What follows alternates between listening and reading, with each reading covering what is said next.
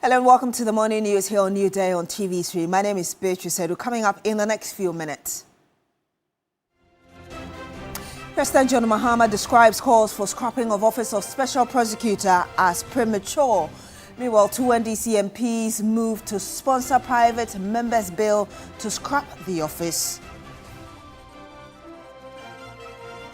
Also coming up, Electoral Commission set December 30 for a rerun of the Pandai parliamentary election.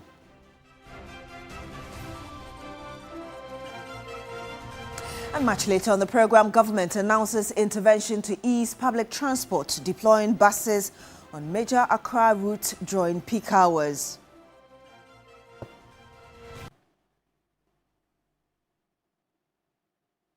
Thank you so much for joining us on the program today. Now, President John Mahama says calls for the scrapping of the Office of the Special Prosecutor are premature. The president made this observation during a meeting with the National Peace Council at the Jubilee House. And so that's why we're resourcing the Economic and Organized Crime Office and the other anti-corruption institutions, including the Office of the Special Prosecutor. And recently, there have been some controversy with the Office of the Special Prosecutor. I think it's premature to call for the closure of that office. The unique thing about that office is it is the only anti-corruption agency that has prosecutorial powers to be able to prosecute themselves without going through the Attorney General. And so people had mistrust with the Attorney General because the Attorney General normally is a member of government and is a minister of state. And so they believe that the Attorney General will be very reluctant to prosecute his own. But if there's an independent office like the Office of the Special Prosecutor, it won't matter who you are because they have security of tenure and they have prosecutorial powers, whether you're a member of government or you're a member of a previous government or you are anybody who has, misappropriated public funds. They have the law is behind them to be able to prosecute you. So I think we should give them a little time. Of course, people want to see, more prosecutions and more results. And so I'll just urge the OSP to speed up, some of these investigations and, show people that the office is still very relevant. And still on this, two leaders from the majority caucus, Mahama Yariga and Nelson Roxton Dapiamokpo, have drafted a private members' bill to repeal the OSP Act and abolish the Office of the Special Prosecutor. It follows days of intense public and political demand for the office to be abolished after the arrest and detention of lawyer Martin Kpebu. According to the two majority MPs, the operational experience since the establishment of the Office of the Special Prosecutor has revealed persistent challenges, including the duplication of constitutional prosecutorial functions of the OSP and the Attorney General. According to them, there has been institutional friction between the two offices and jurisdictional overlap, which have resulted in delays and inefficiencies. They have also cited high operational cost of the Office of the Special Prosecutor with limited demonstrable impact in relation to the budgetary allocations made to the office. This draft bill would have to go through a number of layers, including being considered by relevant committees before it is brought before the House for consideration and passage, which would then initiate the processes for the repeal of the Office of the Special Prosecutor. Now you appreciate the power of the minority. You need us. We both need each other. Meanwhile, the minority in Parliament cooperated and participated in proceedings in the House, despite the early indication that they are going to continue to frustrate government business until the clerk to Parliament repeals or withdraws his notice to the Electoral Commission declaring the Pandai seat vacant. In the case of Samuel Nyemekan of Wellensi, after the High Court voided his election, he filed an appeal. What did this House do?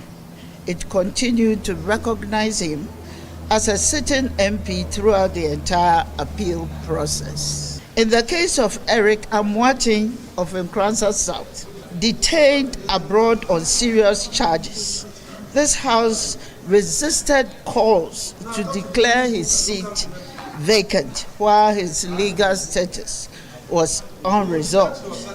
Vacancy occurred only upon his own properly executed resignation. In the case of Dana Wodapi of Keta, convicted and sentenced to 10 years imprisonment, this House did not treat the conviction as an automatic trigger. When he was granted a presidential pardon, he returned to this chamber on 10th of June 2008 and was permitted to sit and perform duties as MP. In the case of Adamu Dramani Sakande of Boko Central, the honorable member continued to serve in Parliament for years while the courts determined civil challenges to his eligibility. Deputy Minority Leader Patricia Appiagyei says the clerk must act immediately to safeguard the integrity of Parliament. Defer any action until the appellate process is conclusively complete, respecting the precedent set across decades. We need to recognize that this premature notification violates the separation of powers, disrespects the judiciary, unjustly disenfranchises the people of Pandai, and betrays Parliament's own tradition of constitutional caution. This House is constitutionally, legally, democratically, and procedurally bound to withdraw the premature notice issued to the Electoral Commission. We stay a bit longer on this because the Electoral Commission has set December 30, 2025 to rerun the Pandai parliamentary election. A Tamale High Court on November 24 ordered fresh polls after it found the elections won by the MPP candidate in 2024 was marred by irregularities. Parliament has since communicated the vacancy to the electoral body, sparking a wave of protests by the minority. The EC, in a statement, indicated that it intends to comply with the court order by holding the election for only the 3 candidates who contested the 2024 polls.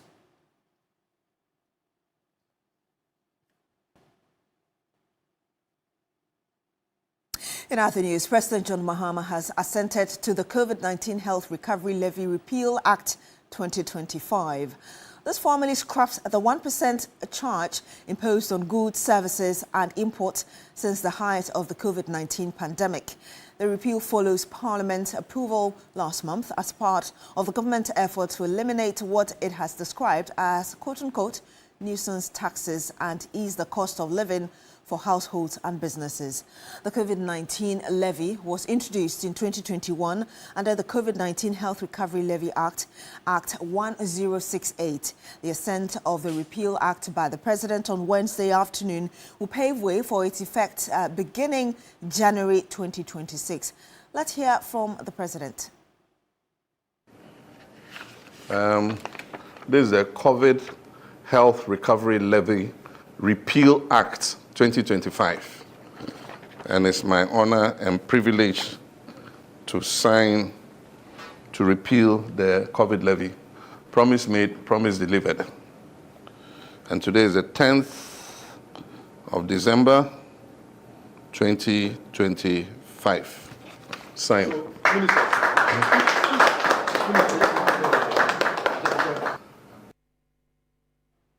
Now, the Transport Minister, Joseph Nikpe, has announced that a minimum of 8 buses will be deployed along 4 major road corridors, starting from today, to convey commuters back home after work during the peak hours.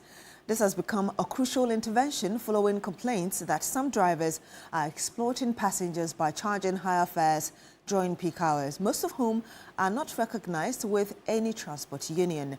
The Accra-Medina-Adenta corridor, as well as the Accra-Achimota-Amasaman-Accra-Malam Kaswa and Accra-Tema Beach Road corridors will get at least 8 buses each from STC to convey commuters from 4:30 p.m. to 8:30 p.m. beginning today. To employ some buses commencing from today, 10th December, and we will ensure that those buses are available at the peak hours to support our commuters who have closed from work to get home safely. And the Ministry of Transport is doing this in collaboration with the Intercity STC, some of their long route vehicles return at good times and their schedules are for the next day.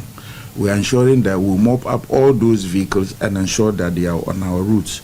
So for now, we have identified 4 major corridors that we are going to deploy a minimum of 8 buses to each of the corridors. We are working to ensure that we increase the number of buses such that we'll be able to pick all our commuters home safely. And those corridors are the Accra-Madina-Adenta corridor. They will have a minimum of 8 buses starting from today at 4:30 p.m. to 8:30. That will be the operational period. We also have Accra, Achimota, Amasamai. They will also have a minimum of 8 buses that will also start operations today from 4:30 to 8:30 in the evenings.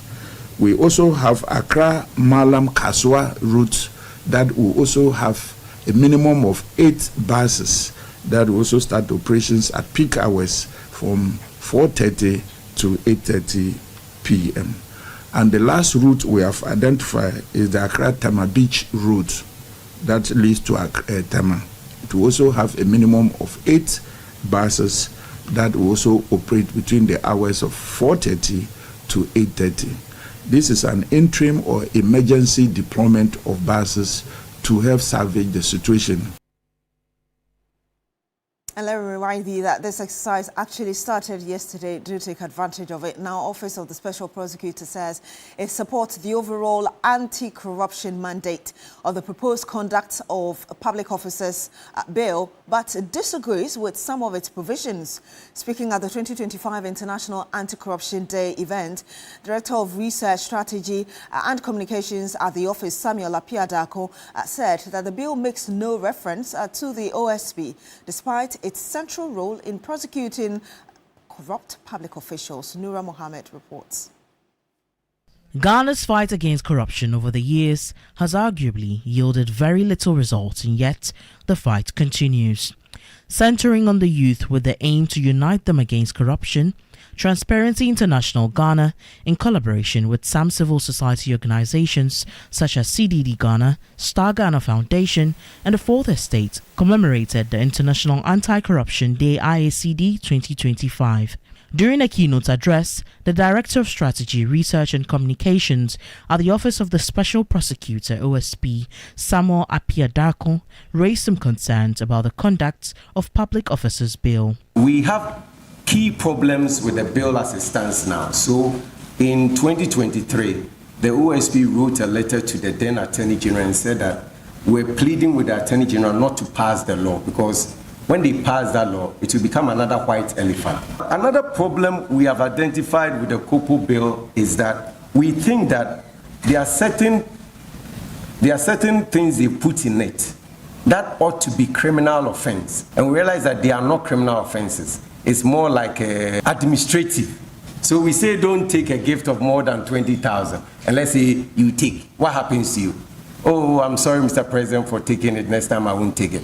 We are saying we don't want that. The OSP is responsible for fighting corruption, and yet the OSP is not part of that. The Executive Director of Transparency International Ghana, Mary Ada, stresses on the key role of the OSP in the national corruption fight. We are in the best stages of the office, and so the calls are very much unnecessary. It is sad that this discussion has come up. The purpose and intent of the law and the object of the office, have they been achieved? Why are we in a hurry? The Attorney General's office has been there for more than 100 years. How many clear cases have they prosecuted? But perhaps we are thinking that we want quick action and quick results, which we can't fault the people of Ghana on, but we should hasten slowly. In a related law issue, the Supreme Court has unanimously dismissed an application by former Mensgold CEO Nana Appiah-Mensah, also known as NAM1, seeking to hold his case at the High Court while the Court of Appeal determines a matter in relation to him. Now, following an order of the High Court for NAM1 to open his defense after a case was made against him, he filed the application for an appeal against the court's decision at the Court of Appeal. Lord Dwasari, our Court Affairs correspondent, gave us this report earlier.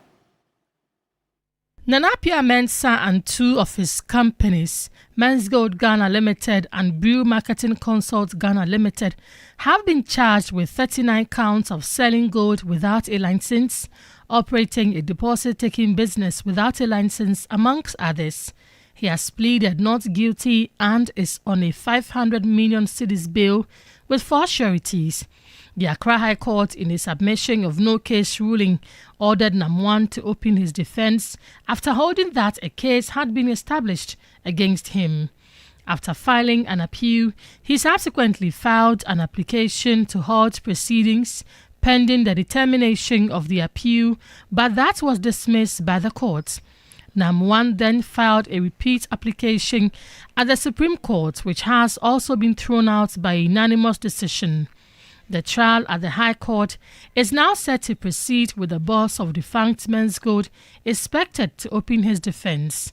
Spokesperson for the aggrieved Men's Gold Customers Association, Fred Forson, reacted after the court's decision. Per the ruling today, it means it's over here, except maybe he want to take another decision. That is up to him and his lawyers. But for us and for our understanding, what happened here means that the trial court now can go ahead with the case. At the last sitting, the judge directed him that when we go on the 16th, he should be prepared to mount the witness box and open his defense. It's almost 8 years now, 7 years. I have spent 7 productive years of my lifetime fighting this cause as the leader and the convener of this group.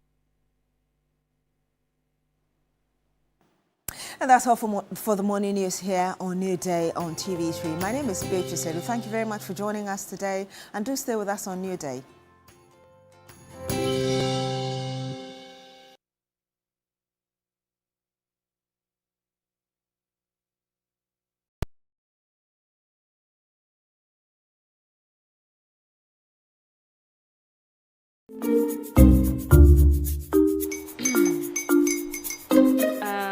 Kwame and his uncle are almost here.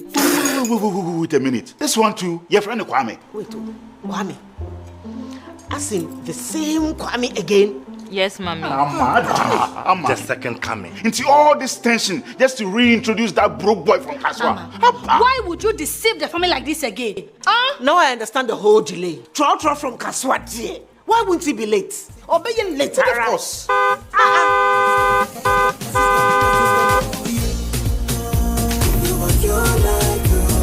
Star 712 hash, star 712 hash. You go feel the luckiest. Coffee from Georgia be luckiest. From not the block, she be luckiest. Yeah, you go feel be luckiest. No matter why you're luckiest. Everybody go be that luckiest. That's Kwame! Send your God apple boom. If you put it toy, so would the coming of the son of man be. Hey. Is that his car? Ha! Even now, your shadow the way designer. I use my own mouth to reject him. Oh, this is my mouth. Look at that. Kwame, my son. Now, tell me the truth. How did this all happen? Oh, mommy, simple direction. Mr. Good Luck no check me way. Yeah, man. Easy car. Or dial star 712 hash. The devil is a liar. He picked his ticket and entered his lucky 5-digit number. I'm a baby deal. Oh, how romantic! And he followed the prompts. Yes, and then boom, confirmation test. Fun. One quick, pick 5 numbers for me, okay? I'm feeling like 7. Dial star 712 hash. Choose your ticket. Enter your lucky number. Follow the prompt and let destiny handle the You see how they love you now? Yo, do you have family payments? Before December, may release a motivational album. Patapa, my super. This promotion is regulated by the NLA on the Caritas platform. Dear Santa, all I want this holiday is special family time. Whenever you come around family, you can find love. To go on an adventure. Tickets to every game. Some giggles. And a puppy. Let's go! Yippee! This holiday, simply stay connected and get all you want on DSTV, your home of entertainment.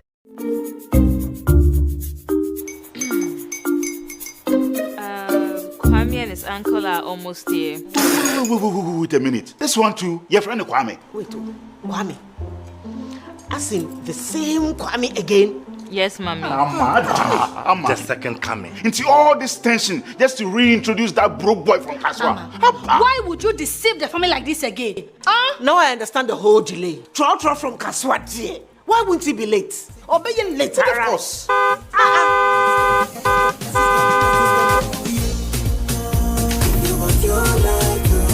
Star 712 hash, star 712 hash.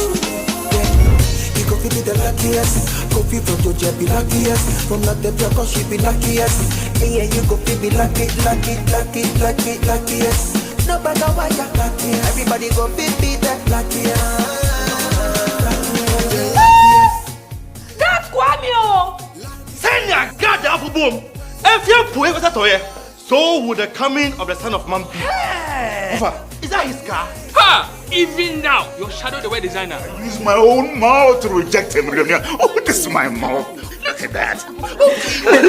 Kwame, my son.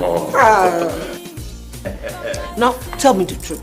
How did this all happen? Oh, mommy, a simple dilation. Mr. Good Luck no check me way. Yeah, man. Easy car. Or dial star 712 hash. The devil is a liar.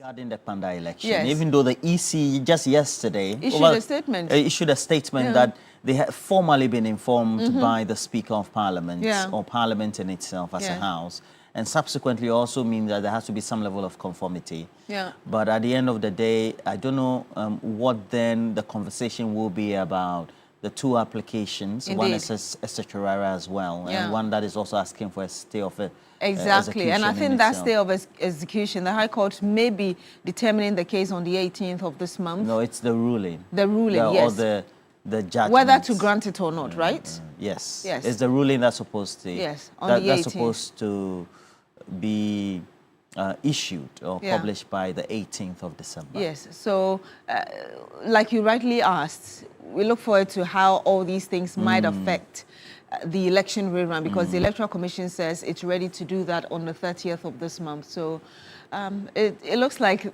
perhaps there might be more drama coming up. But at the end of the day... So you're discussing all these also for big issues as well. Yes. Who are your guests? We'll have Shamima Muslim, and then we'll have the other regular panel members, Hajia with Amenu from the United Party. Of course, we'll have Madam Imura Ayana as well, public interest advocate. And we'll have Susan Edwamankwa as well. So they'll be joining us to have this conversation, the leaders. Yes. I don't know. I don't know whether it's appropriate. So I don't know whether it's appropriate for me to ask whether what you make of the argument really about the Office of the Special, but we'll come to that because our question of the day, right? Yes. Engineer Samuel Chum, he lives in Ashoma. He's a regular watcher of this. To you and the family, wishing you all the best. And then also Delight Mojaka, also in East Legon as well. And so, please, I encourage all of you. We have cash out. Yes, cash out. Always remember, *439#. You follow the prompt and pick your favorite platform, and you know it. It's right here, TV3 number 2. So follow that, and then you get the opportunity to get 1,000 Ghana cedis. Always remember that we're giving 10,000 cedis to 10 individuals. And so the more you play, the higher your chances of getting something home today. And I think there's a bonanza tomorrow. Jackpot. Jackpot. We call it jackpot, a cash out jackpot. And Cookie T will be at the helm of affairs. Yes. Cash Money Cookie is back. So she's going to moderate that, make sure that all of you get interested. And you know, the way she does it, she has a special skill. And you know, some people are just good for fundraising. You're having your events, and you have a moderator, etc. They'll come in and do the fundraising. Even if you didn't want to pay, you pay. They're able to do that. Fantastic people so far. But our question of the day is up, and that segment, this morning segment, is next. And we're asking you, what do you make of all the brouhaha in relation to the Office of the Special Prosecutor? We know that the majority leader as well as the majority chief whip, so Roxy Nelson Dapamakpo, and then also the former, as we just mentioned respectively, Mahama Yariga. Yes, the majority leader. They want some interpretation. Yeah, they've actually filed a private members' bill, try to get that office scrapped. Annulled, Yes. I don't know how that is going to happen. Yeah, it's at variance to what the official government position That's what is. I'm saying, yes. Yeah, but again, we have to posit that both sides of the political divide, MPP and NDC, have all been divided. I'm talking about key leaders and opinion people in both the MPP and NDC, or the other sides of the opposition, and those in government, in terms of the parties as well, are divided as to whether the office should be scrapped or not, or whether there's any positive rationale for still having the Office of the Special Prosecutor. So I hope we don't get to the point where we say that we should set up a committee or a commission to just gather opinions of people, or even a referendum. I hope we don't get there. But this morning, I also got the explanation of the president saying that, yes, people say the Attorney General can do that job, but the fear is that the Attorney General is appointed by the president and may not necessarily be willing to prosecute people that are within the same government. And so if you had an office that is seen as an independent one, then you'll be able to have that confidence of the people that indeed, whether or not the people who are at fault are within the government, that office will still be able to deal with them. So let's see how it goes, as I would always say. So the segment is up next this morning.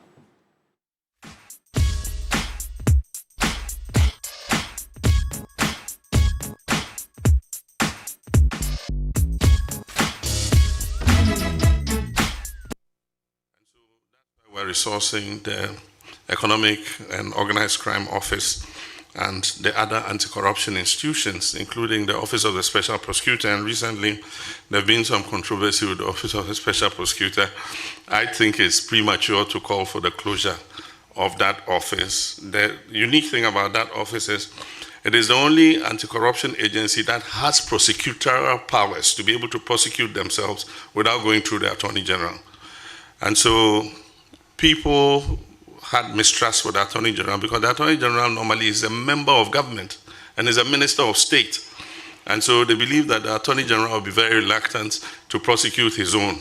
But if there's an independent office like the Office of the Special Prosecutor, it won't matter who you are because they have security of tenure and they have prosecutorial powers, whether you're a member of government or you're a member of a previous government or you are anybody who has, misappropriated public funds. They have the law is behind them to be able to prosecute you. So I think we should give them a little time. Of course, people want to see, more prosecutions and more results. And so I'll just urge the OSP to speed up, some of these investigations and, show people that the office is still very relevant.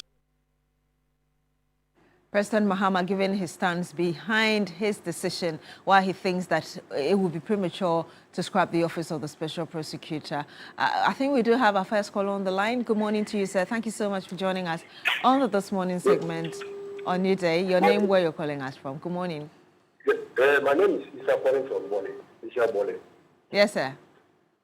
I think the very day they have detained Martin Pegu. I think that your topics were two, electricity tariffs and then Martin Pegu. But I've observed something on your studio. None of your colleagues call and talk about tariff increments. This is a burden, but the Ghanaians were not having interest on the tariff increment. Rather, Martin Pegu. What is the reason behind that? Ghanaians have interest in corruption. They are seeing that corruption is moving Ghana backwards.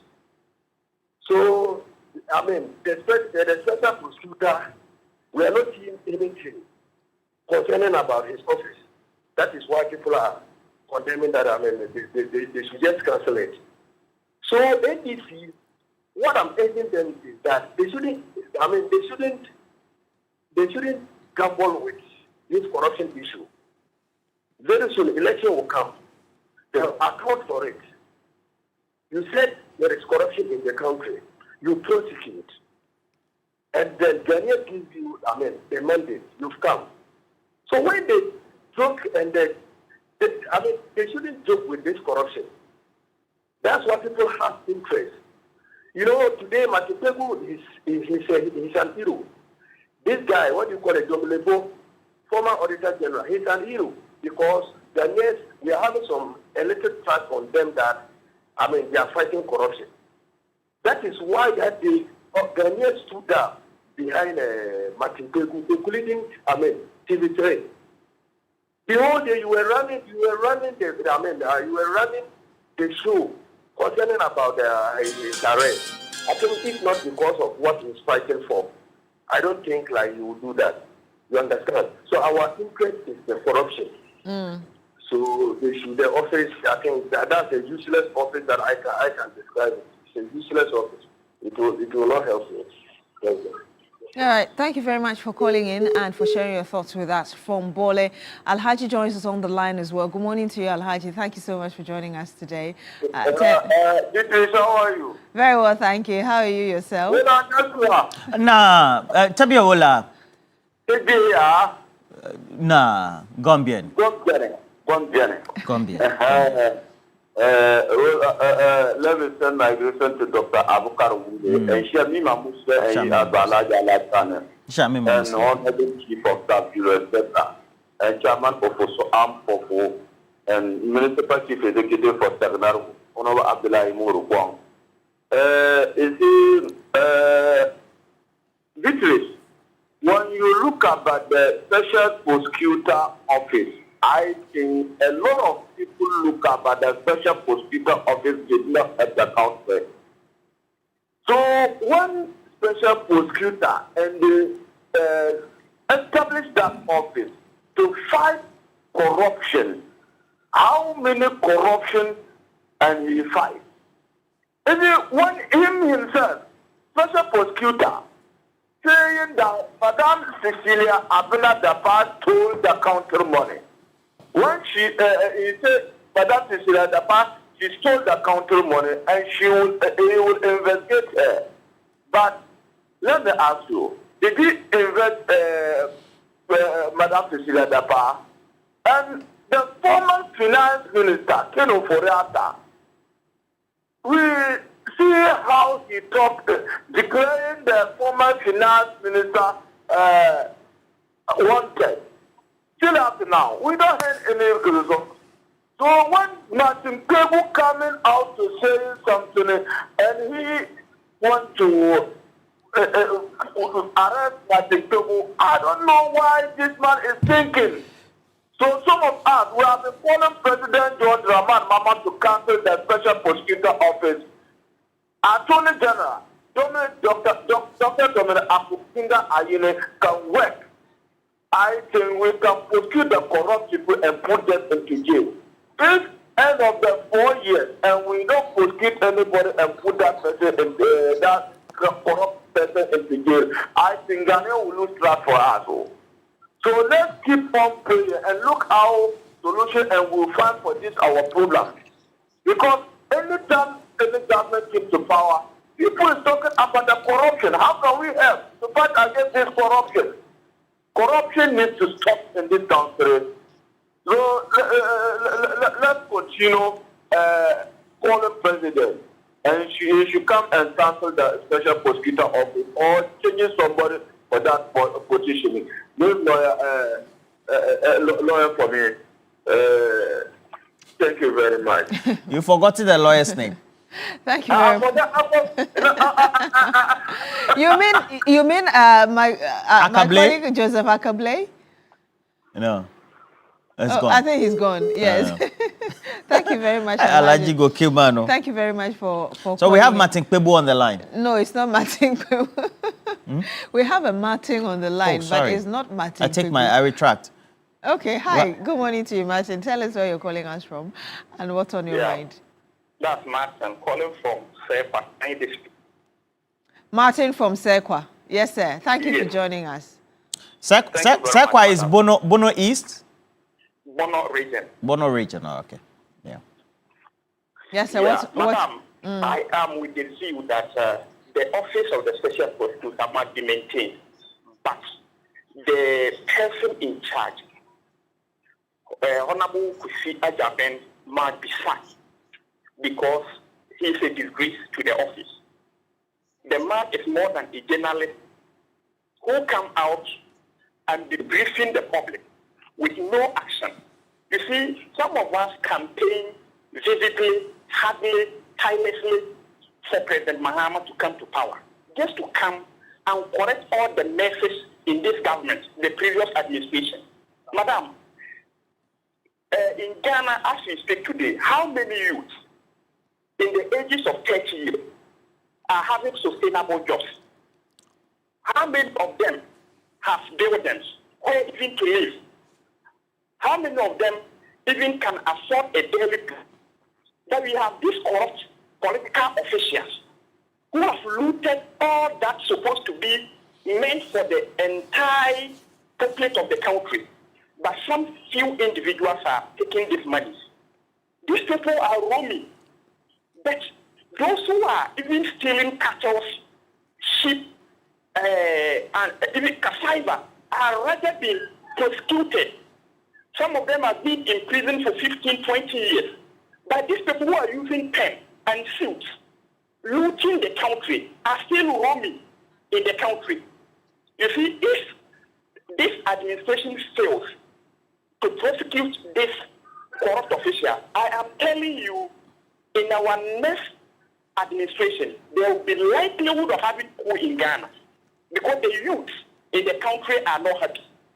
So, in fact, I am with the view that the special prosecutor office must be maintained. By therefore, Kofi Ajaben needs to be sacked, as the president said yesterday.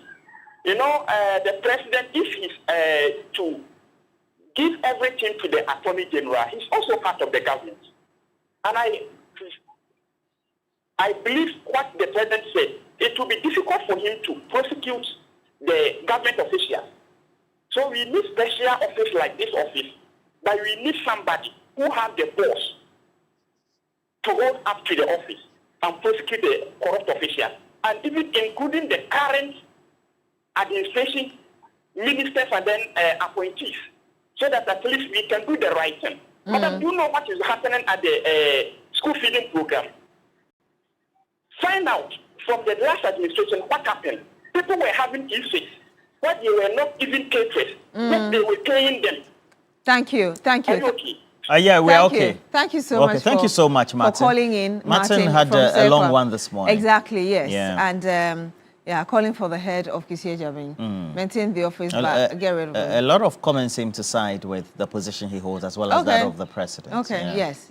Quite interesting as well. Thank you very much for calling in. Of course, the numbers are still displayed on your screen, so call in and share your views with us. But before that, remember that there's a world-class university right here in Ghana, Rosebank International University, a strong South African university and a brand of the ADV Tech Group, Africa's largest private education provider with 146 schools across 5 African countries and over 100,000 learners, and partly owned by the World Bank through the IFC.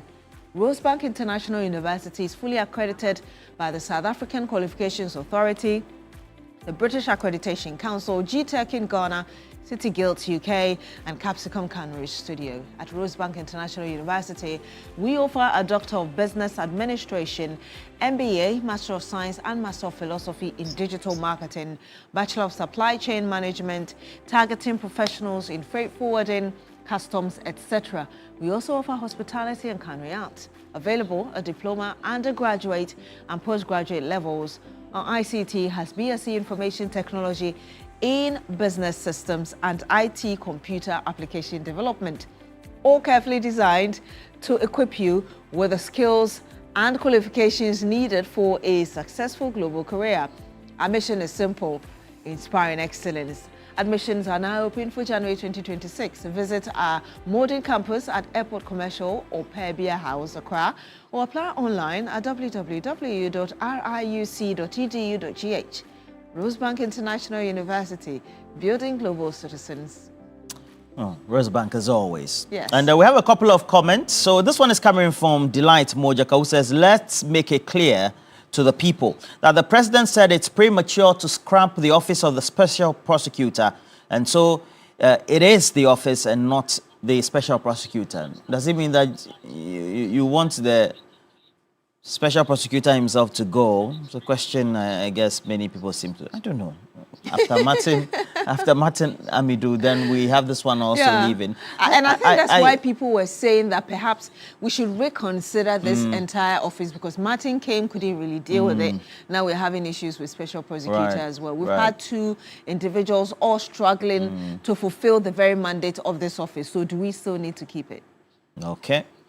It's not for me to answer, it's for the audience, right? So Prince Henry Kofodia says, the office should not be scrapped, but rather the one in charge should up his game or be changed. Ghana is working again. And so Kofi Kwating Amenin Kukro says, I'm fully in support of the president that the office must be allowed to operate.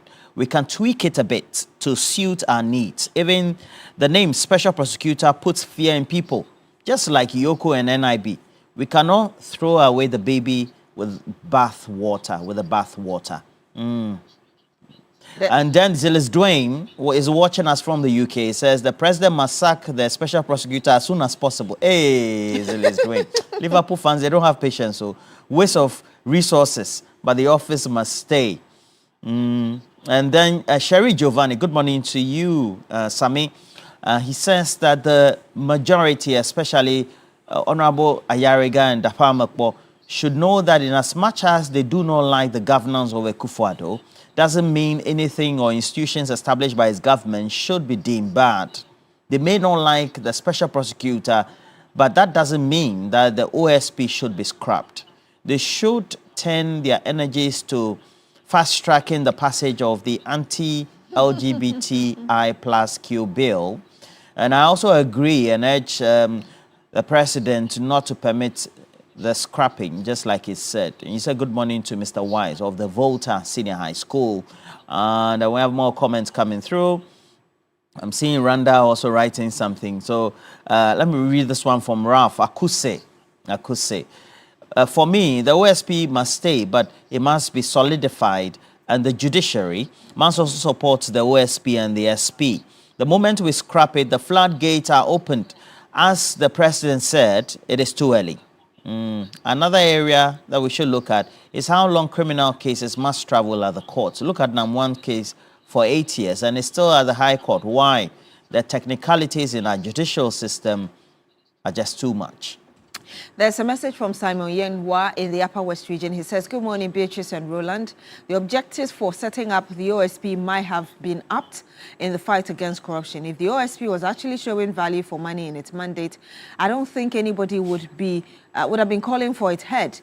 If we were to agree with His Excellency the President, maybe we could give the OSP a little more time. Nevertheless, if there are any officers there not championing the cause of the OSP enough, they should be removed. I think we have Maxwell on the line. Good morning to you, Maxwell. Thank you so much for joining us. Tell us where you're calling us from and what you think of what we're discussing. Hello. Hi. Hello, Maxwell. We can hear you. Hello. Maxwell, we can hear you. Please go ahead with your points. Can I speak? Yes, please. Go ahead. Okay. The issue is about the special prosecutor. If the president is saying the office must be maintained, we should find best people to man that office, because it is costing a lot, but no response. The country's money is going waste. So that is my point. Kisha Jabe must go, and we find a special prosecutor for that. Thank you. Well, thank you very much, Maxwell. Very quick. Thank you for calling in and sharing your thoughts with us. Yes, I think there are some more messages, I believe. And more callers as well. Yes. Okay. This one's coming from Randa Chow. The Office of the Special Prosecutor is a good initiative and must be maintained. But the person in the office must go if it's not fit for purpose. Always blowing hot and cold. The special prosecutor is like that man who gives a lot of hopes to young ladies that he will marry them, and all of a sudden just fizzled out into oblivion and leaves them all the appetite wet and doesn't prove himself worthy enough to be a groom. Hey, Randa Shao. And clearly, all indications prove that the SP cannot do his job. We need that office, but not the one who is in charge. I see. Stephen Penn has a very quick message also from Wise. Says, I agree with the President, our President Mahama, to maintain the OSP, and I therefore urge my two younger brothers, Honorable Ayariga and Dapemekpo, to back down with their private members bill. However, the SP, Kisi, must be shown the exits very fast. Stephen Penn from Wa in the Upper West region. Thank you very much for sending your message as well. We do have another caller on the line. Good morning to you, sir. Thank you so much for calling us. Courage, I believe. Tell us where you're calling us from. Courage from who? Yes, sir. Yeah, I don't have any problem with the OSP, and rightly, as the president said, it's immature. And the fact is that looking at the SP presenting or talking about Kenoforiata pronouncing me as a fugitive of justice, watching that particular, his posture, how he was presenting the thing, in particular, looking at him, you can see that he himself, what he was doing at that particular moment, it wasn't from his heart. Looking at his posture, if you take good critical look at video, how he was presenting the thing, as if somebody was putting pressure on him to do something he was not willing to do. And the OSP, rightly as the president must be maintained if that's the case.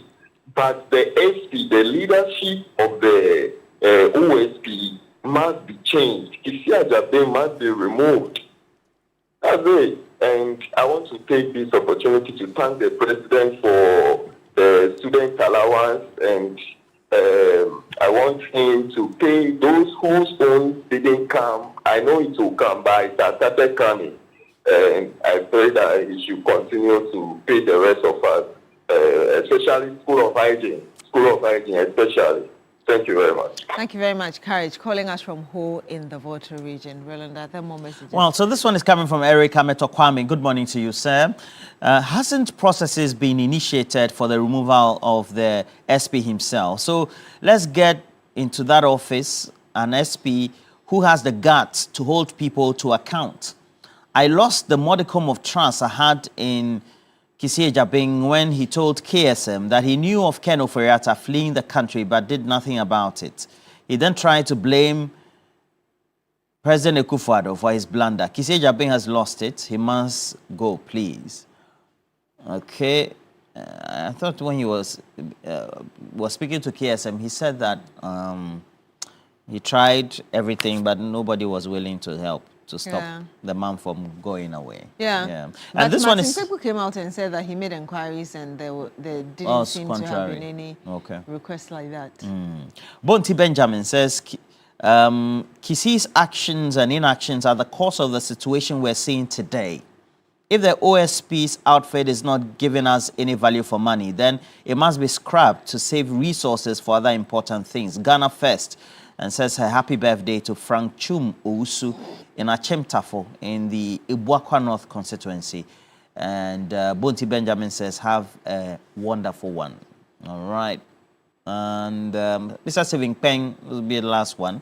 I agree with President Mahama to maintain the OSP, and I therefore urge my two younger brothers, the Honorables Ayariga and Apamukbo, to back down with their private members' bill. However, the SPKC must be shown the exit very fast. Stephen Peng, wow. Mr. Peng, good morning to you as well. I see Benedict Clotte also saying, I think it is high time the issues of the OSP are tackled without wearing political lenses. If we think the officers are not up to task, we must probe and change them. On the other hand, if we think the office needs to be powered constitutionally, let's do so and fight corruption as a country. Benedict Clotte, a.k.a. Obumpa. Obumpa, let me read this message from Aziz Donla, also from Y. Says, I don't support the removal of the OSP and the SP until he recently dialed so he said he didn't until he recently dialed a wrong number by arresting Martin Quick. Certainly the arrest was totally needless and necessary. Kindly send my greetings to Professor Mahmoud Khalid, Rashid Tanko Computer. Well, thank you very much, Aziz Donla, for sending us your message and also sharing your thoughts. So with us, I think Sani is on the line with us. Good morning, Sani. Thank you so much for joining us. It looks like we've lost Sani on the line. Sani, can you hear us? Okay, Sani is gone. Are there more messages, Roland? Yeah, a couple more messages. Well, you have to talk about the United Nations as well. Yes, the United Nations Population Fund at UNFPA, in collaboration with the Otumfuo Center for Traditional Leadership at the University of Professional Studies, Accra, invite you to a stakeholder engagement seminar themed Gender-Based Violence, the Role of Traditional Leadership. How can traditional leadership help address and prevent gender-based violence in our communities? What role really can community leaders play in promoting change and encouraging culture and respect and equality? Well, the speakers for the event include His Excellency Dr. John Michael Vistad, Norwegian High Commissioner, and special guest of honor, Honorable Dr. Nam Omolati, the Minister for Gender, Children and Social Protection, Manye and Ponsa Dokua III, Paramount Queen Mother, Osudoku Traditional Area. Also, the Honorable Francis Xavier Susu, the Member of Parliament for Medina, and the IGP, Christian Tete Yohunu. Remember that it's happening on the 12th of December. That's this coming Friday at 10:30 a.m. at the UPSA West Wing Kofi Ohene Kunedu Auditorium. So you can join them for a time of learning, discussion, and collaboration as they work together for a more peaceful and united society. For more inquiries, you can contact them on 024 35 85061. Fantastic. We have a caller. Yes. Good morning to you, sir. Thank you so much for joining us. Please tell us your name, where you're calling us from, what you've got on your mind.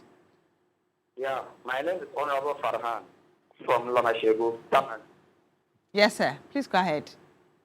Yes, please, I want to start with the president by saying that grabbing the OSP is premature. Yes, let's give the office, let's retool the office so that we support the office to deliver. But I believe that OSP, the current OSP should be removed. It should be changed. I don't have confidence, I don't have trust with him. I believe that he is in bed with Ken Opori Atta. For that reason, he must be changed. But the office should not be scrapped. That is my contribution. Thank you. Very quick. Thank you very much for calling in. Obviously agrees with the president. Yes, very concise there. Good morning to you. Gordon Anim of the Ghana Port and Harbours Authority, wishing you all the best for the day as well. This one is coming from Philip Abuchi in Keta, says that Paparo and Beatrice Edu, seriously, the president knows very well the SP is too slow, and I urge His Excellency John Dramani Mahama should sack him with immediate effect. I'm not too sure that he can. There are petitions also in line, and that's Philip Abuchi from Keta. Osei says that, look, all the things that are being said about the special prosecutor are because people are not satisfied with his work, but the intent with which the Akufo-Addo government decided to set up the office of the special prosecutor are well and good. That means the OSP has to be maintained. Just imagine an attorney general who sits in cabinet as Minister of Justice making the effort to prosecute his own people. It's not going to be possible. That is why we haven't seen effective attorney generals over the period, and that is the reality. The president spoke well. He said the office has to be rather improved or beefed up, and that's the way for all of us to go. We need this as a people. And Mensa Majid from Bechem, is it Bechem? Okay, Bechem. He says that since the establishment of the OSP, nobody has been prosecuted to date. Okay, when he's a prosecutor, what do you mean? You mean jailed? Yeah. One jail, but there's been prosecution. Yeah, because the office There's says been money, that there are cases, so yes, that are already pending before the courts, appeals, and others. No, but there's been prosecution. Only that they haven't seen anybody jailed as a result of that. And I think Sami has always said but that the two is not, they are not. Yeah, the fact that somebody is in court doesn't mean that the person is necessarily going to be behind bars. Yes, we have another caller from Tamale. Good morning to you, sir. Please tell us your name, where you're calling, and, well, you're calling from Tamale. What's on your mind? Good morning.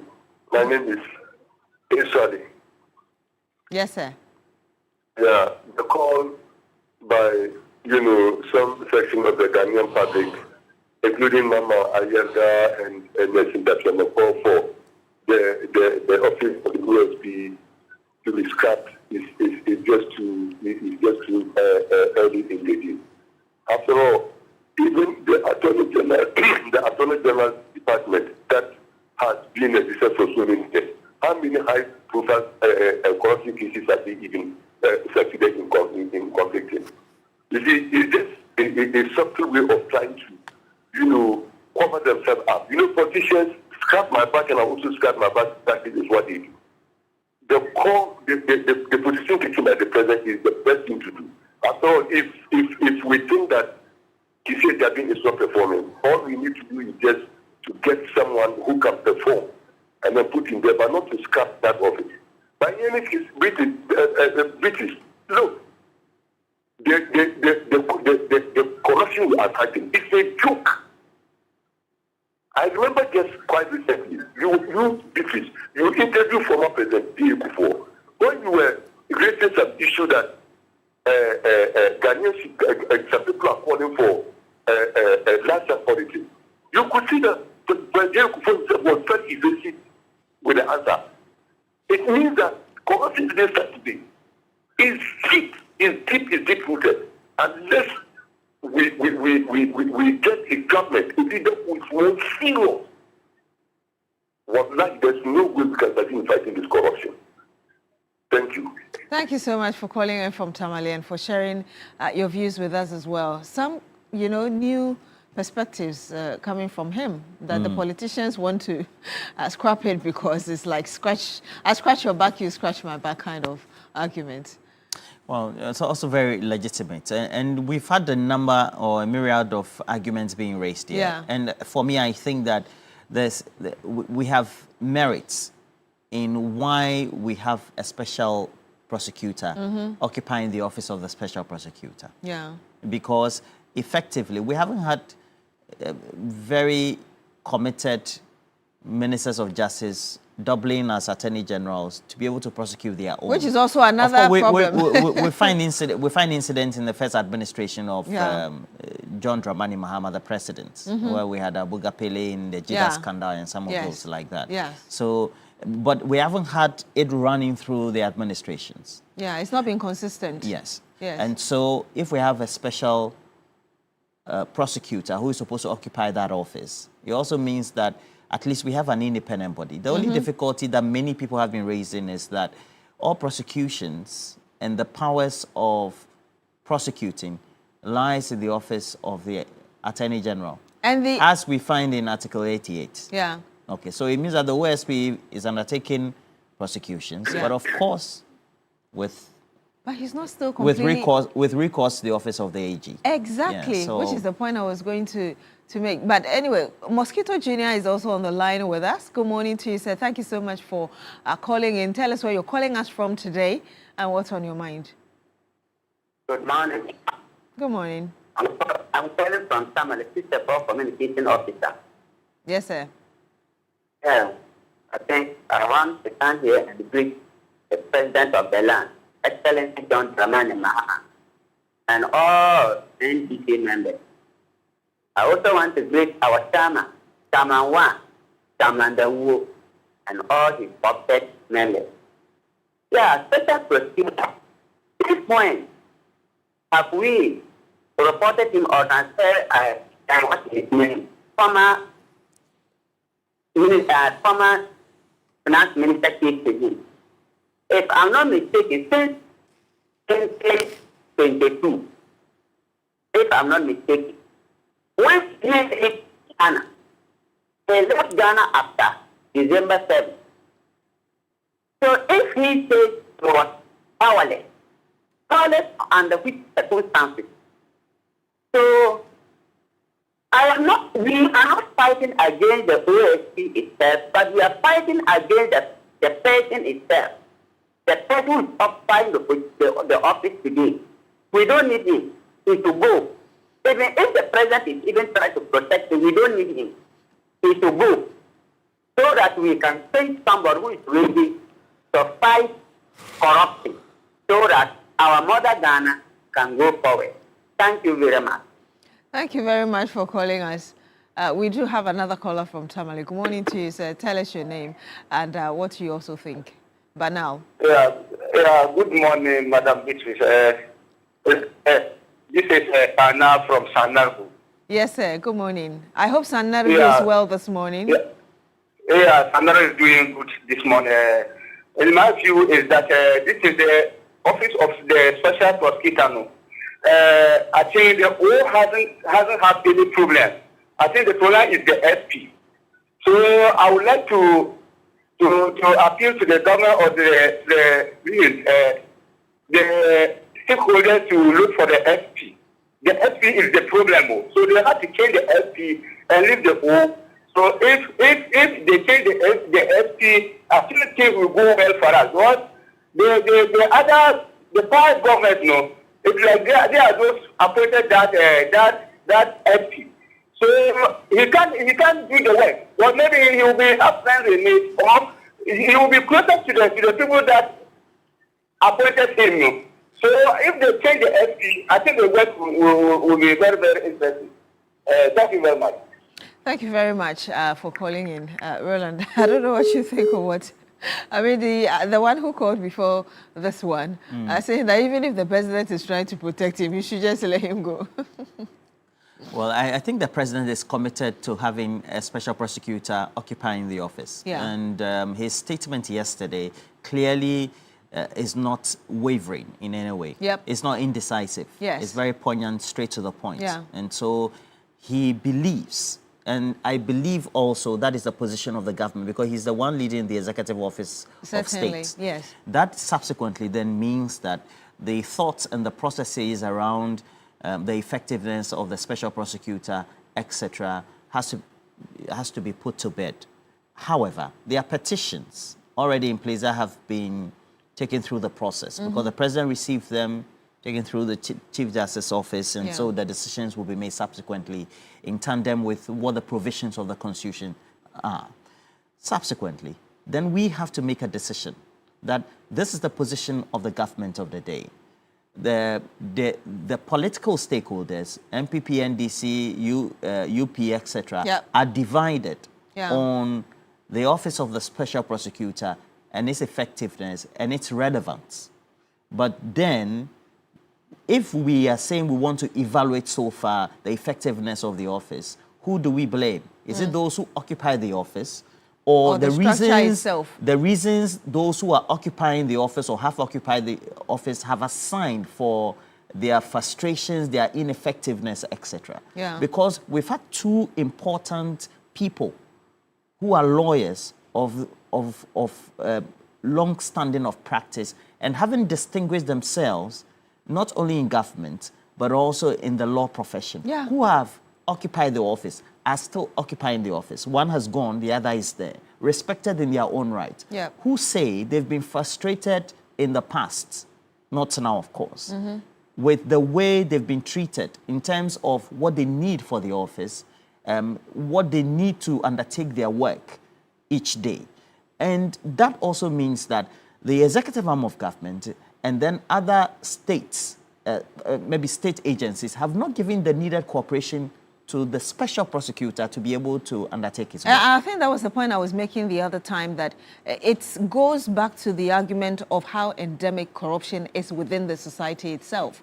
So anybody who stands up to want to deal with it, and Martin Amidu talked about the matter of all serpent of corruption and all of that. We've heard Kisie Jabin talk about Ankonam, which is now being used against him because of the Ken Oforiatta issue. So really, I agree with that point you're making, that do we need to look at the factors that are contributing to why the office is not effective, or we need to really let somebody go? Because if there really are issues that are mitigating or affecting the office and preventing it from being effective, even if you put another best person there, the person might still have the same challenges and you will not end up getting the results you need, which is why perhaps the point the president is making may go a long way in helping, because why don't you look at the root cause first before you look at the people who are occupying the position? And so maybe perhaps we will hope that after this special prosecutor ends his term, or whether he's removed following the petitions, etc. Indeed. If we get an individual who is able to perhaps be more effective than we've seen the last whole two narrative will change. Yeah, perhaps. Yes. Perhaps. Yes. Well, you're still here on Newday on TV3. When we come back, we'll bring you the big issue plus some more. Do stay with us.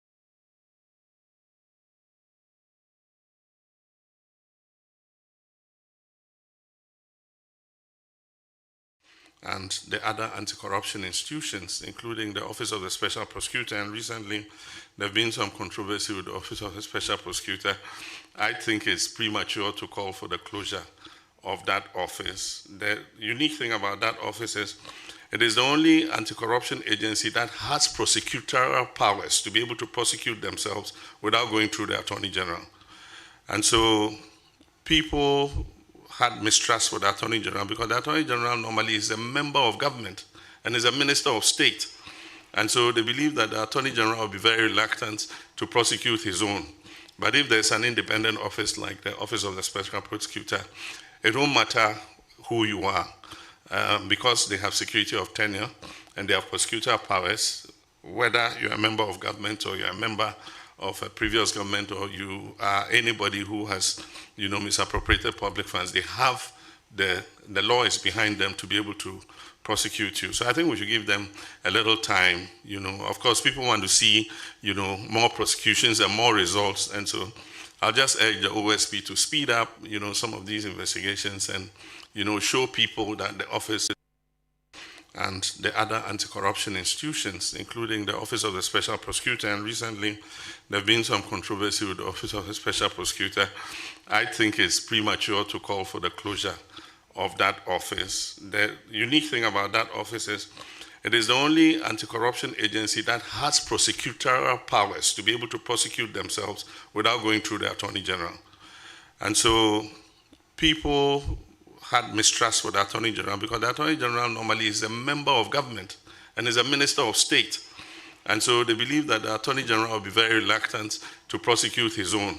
But if there's an independent office like the Office of the Special Prosecutor, it won't matter who you are because they have security of tenure and they have prosecutorial powers, whether you're a member of government or you're a member of a previous government or you are anybody who has, misappropriated public funds. They have the law is behind them to be able to prosecute you. So I think we should give them a little time. Of course, people want to see, more prosecutions and more results. And so I'll just urge the OSP to speed up, some of these investigations and, show people that the office is still very.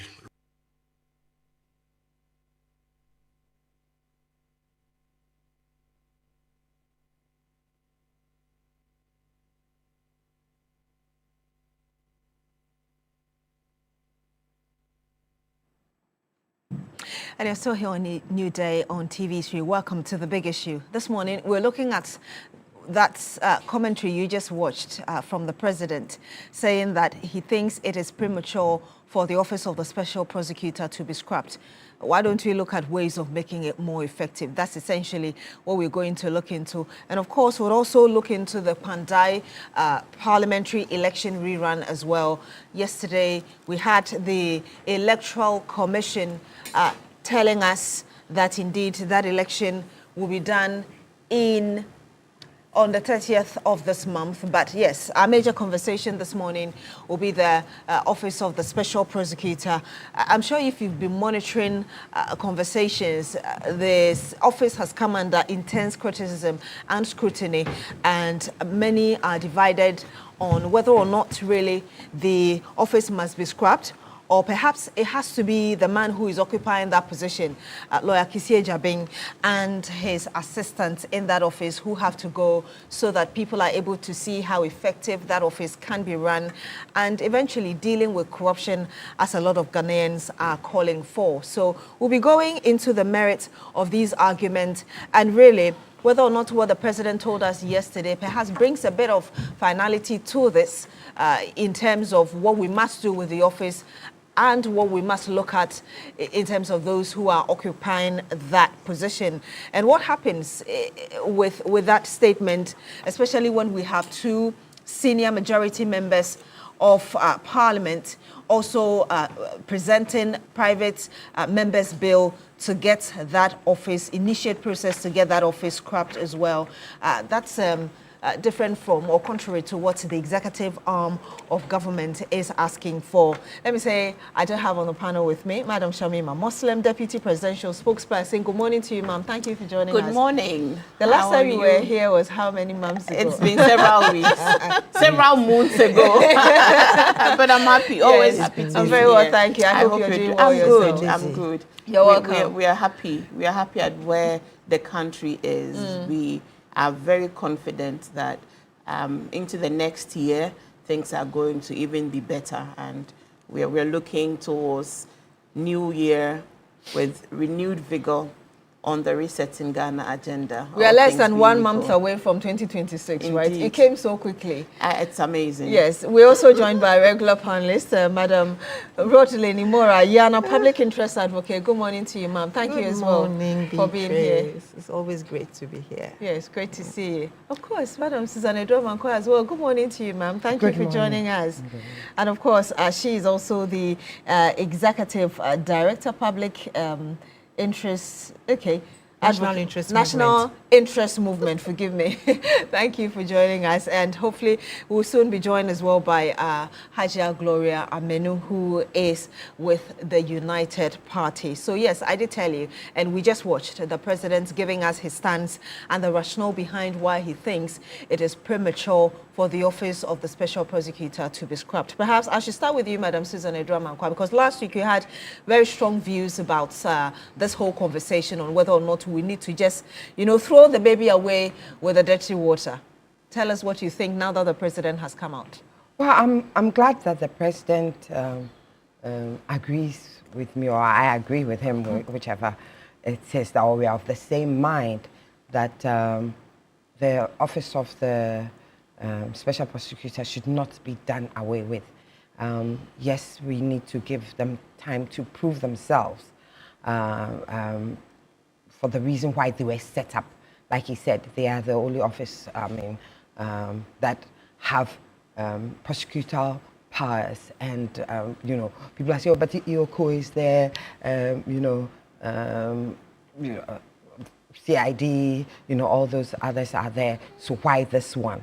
And I believe that somebody has even gone to the Supreme Court to say that the setup is unconstitutional. But that will also play out. But I think that, like I said before, if we are having a problem with the person who is manning the office, then let's deal with that and not necessarily throw away the baby with the bathwater. Of course, now we're looking at another side to it, where you have the majority leader and his chief whip also putting forward a private member's bill, asking for the office to be done away with. And it goes to speak of the separation of powers. You see that clearly in that?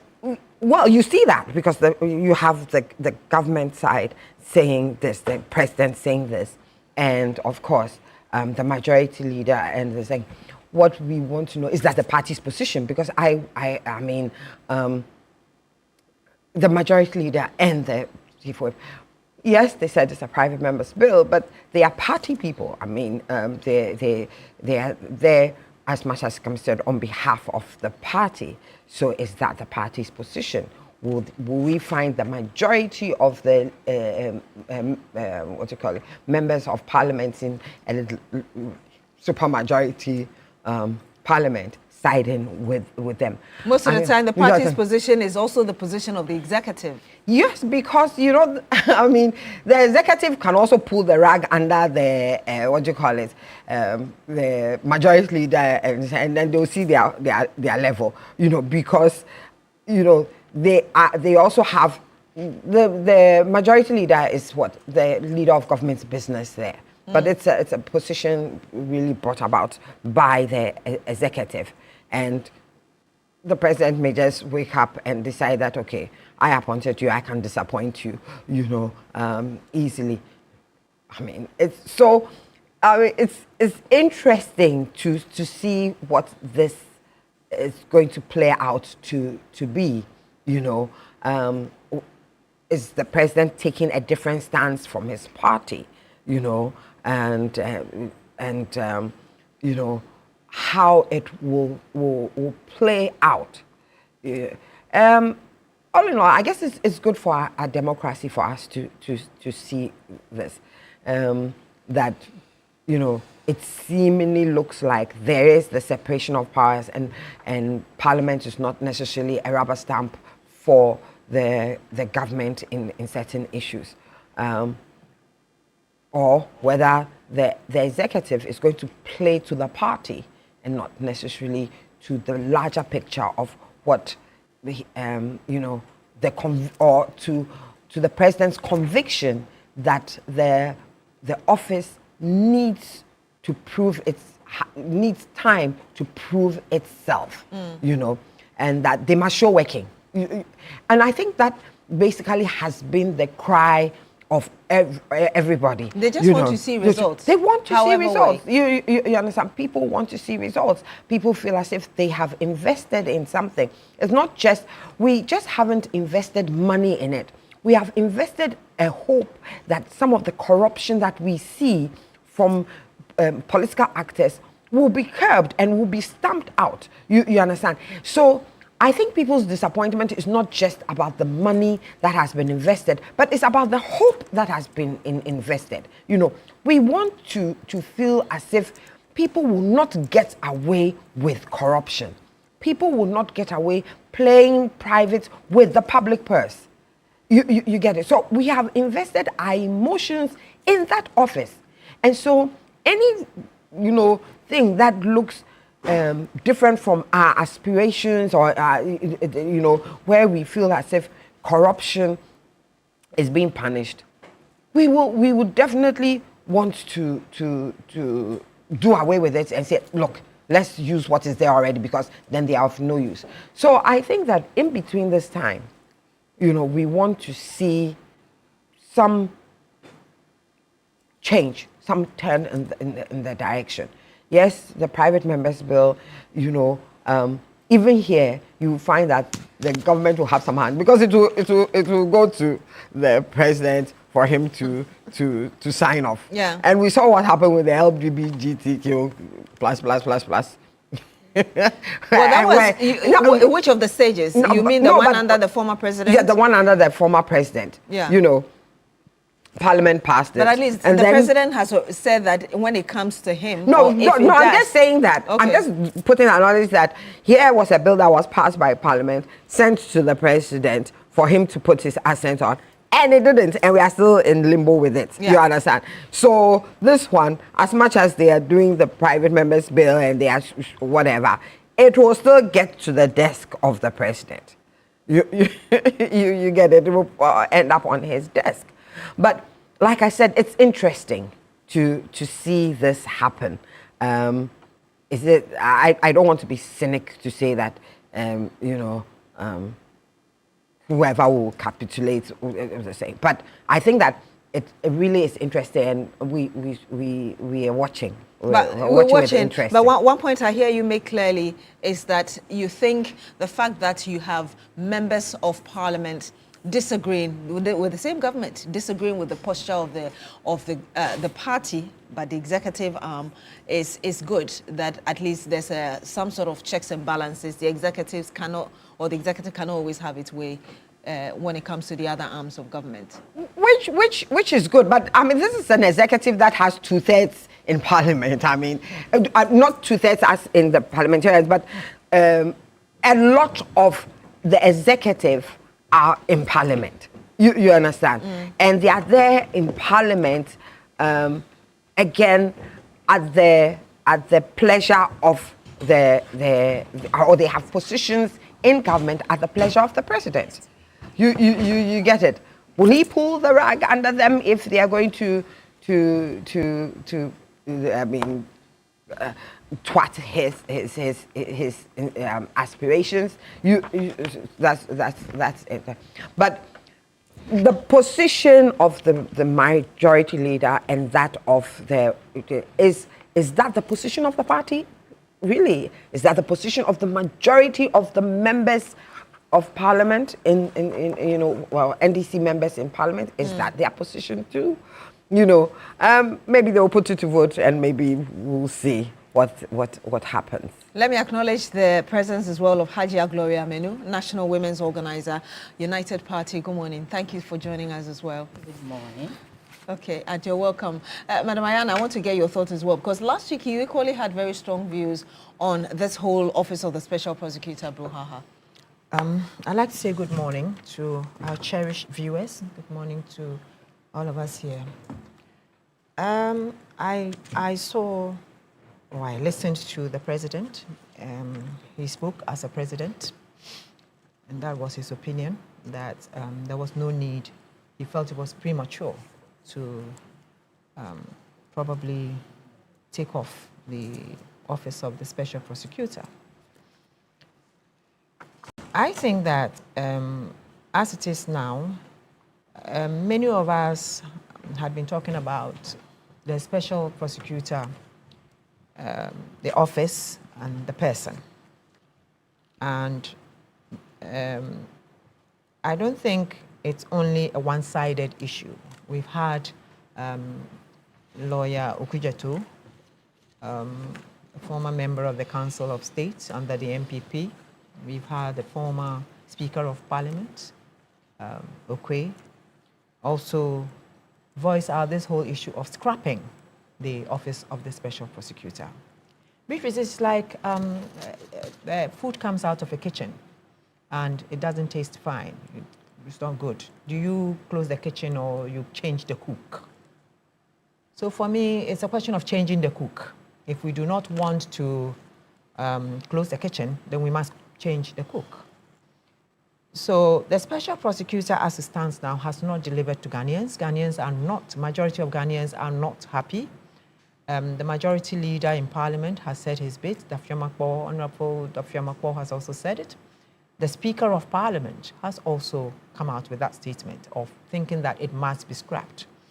So if we look at the genesis of how this whole issue of special prosecutor came about, it is not something that is enshrined in our constitution. We created it, Parliament endorsed it. And even when it was being created, there was a whole lot of dissent from the then minority and now majority. Yes. So it is not surprising that now they feel that it's not something that they want to have within the governance of this country. If we are to go about anything at all, if you look at the amount of money, the resources that we have put into this office of special prosecutor, and as we sit, there's nothing. He's shown us nothing. I mean, the last time it was something to do with about 100,000. What's 100,000? That's peanuts compared to about 41 million that we spent in his office, and we've practically gotten nothing. So I think that this issue, if we do not want, if we feel strongly that we need a special prosecutor's office, and that was to fight corruption, you get me? And he's handling high profile cases. And so far, we don't seem to see him getting anywhere. We still have Mr. Oforiatta out of this country, out of the jurisdiction. We don't even know when he's going to come back. We don't know if we are ever going to be able to prosecute him, the rate at which our special prosecutor is going. So I would say that President Mahama has spoken his mind. That is his view. He's the leader of this country. And I don't think that NDC as a party has said that maybe they would go with him or he has to go with his party. That one, there are two different things altogether. As a president, he is a representative of all of us, whether NDC, CPP, PNC, whatever. So one would expect that he would want to be playing the democratic way. That is, look, there's no need, let's continue. Coming at the top of the fact that we've just removed a Chief Justice and all that. But then, let's look at it also. He has said that, but he's the same person who has also taken petitions from people that we hear is handed over to the Chief Justice to deal with. So it is out of his hands whether we have a special prosecutor or a prosecutor's office, you understand. So as it stands now, I believe that the special prosecutor has no business in this government. If there's going to be a real reset agenda, as the NDC government is telling us, then we need proactive people. We need people who are willing and ready to work. And I don't think that the special prosecutor right now, the one we have now, is willing to work and is prepared to work and is going to deliver anything. Ashantis will say that agrobesa if you are not. And we have seen, and we have not seen anything concrete that he has done. And meanwhile, he's always in a hurry to take the juicy cases. So I am saying, if we want to deal with this special prosecutor and want him to stay, then he should hand the juicy cases to the Attorney General's office. The president really didn't comment on the personality occupying the position. He commented only on the talked office. about the office. The office, yes. And that's but what you I'm saying. agree with him? Well, I agree for now that we do need, an office that will fight corruption. We also have to understand that the Attorney General's office is a political office. Do you understand? This special prosecutor's office, it was supposed to be a neutral entity. And as it is now, a lot of Ghanaians are beginning to think that it's not neutral after all, because they think that it's playing to the gallery of some other people. Just like the other people also are thinking that he's playing the gallery of, another group. So it means that as it stands now, there is that divide, and if you don't get a unanimous understanding of this issue, then it means that whatever comes out of there will always have some problems. And I would want to go to Madam Shamima Muslim quickly, but let me ask you this question about those who feel that perhaps there are really endemic frustrations that are ensuring that the office is not effective enough. We've already had Martin Amidu occupying that position. He talked about it. We've had previously Special Prosecutor even going to the extent of Ankonam. So what the president is looking at, although he didn't talk about Kisie Jabin, may be right. Let's look at the endemic issues first before we even think of maybe the removal like you're suggesting. What do you think about that? First and foremost, Martin Amidu left because he attributed a lot of things to interference, political interference. This present special prosecutor has not told us about interference. The first time he came, it was about resources, logistics to do his work. And I think that the government was able to at least meet him, probably halfway or whatever. I think that what we need is someone who has the will and the commitment to do what he has to do. You don't see that in him? I don't see that in him. I don't at all. I think that he's too lukewarm when it comes to fighting corruption in his office. I believe that he could do better, and I don't think that he lacks the support of any office. I don't think that he would need help from Yoko or the Attorney General's office or the NIB, and he would not get it if he asked for it. So really, he doesn't have any excuse not to deliver to the people of this country what we put him there to do. And what we asked him to do is to fight the corrupt entities within this system. And till date, he has not brought anyone. Well, yesterday I was listening to a program and I was told that he has no prosecutorial powers. Fine. So if you don't have it, don't take those cases that needs those kinds of things immediately. Those high-profile cases. Why did you jump on Oforiatta? You should have left it to the Attorney General's office to deal with it. You get me? There are some cases that you go to the end, towards the end, because I'm asking, is he the one, the government of Donald Trump is probably not going to be dealing with some office that is not in our constitution. Do you get me? So you must know the kinds of areas that you would go into, and then also leave the Attorney General to also lead us to this. So I think that going forward, if there's anything at all, I would request that he hands over that docket to the Attorney General so that we will see how best we can deal and handle Oforiatta. Because the Attorney General already, and people are there, you see people shouting, and what about this Maslock lady? The Attorney General says, I'm doing that. It is not a one-sided issue. We are trying to build a nation. We are not going to say that there's a different law for anybody. We are all equal before the law.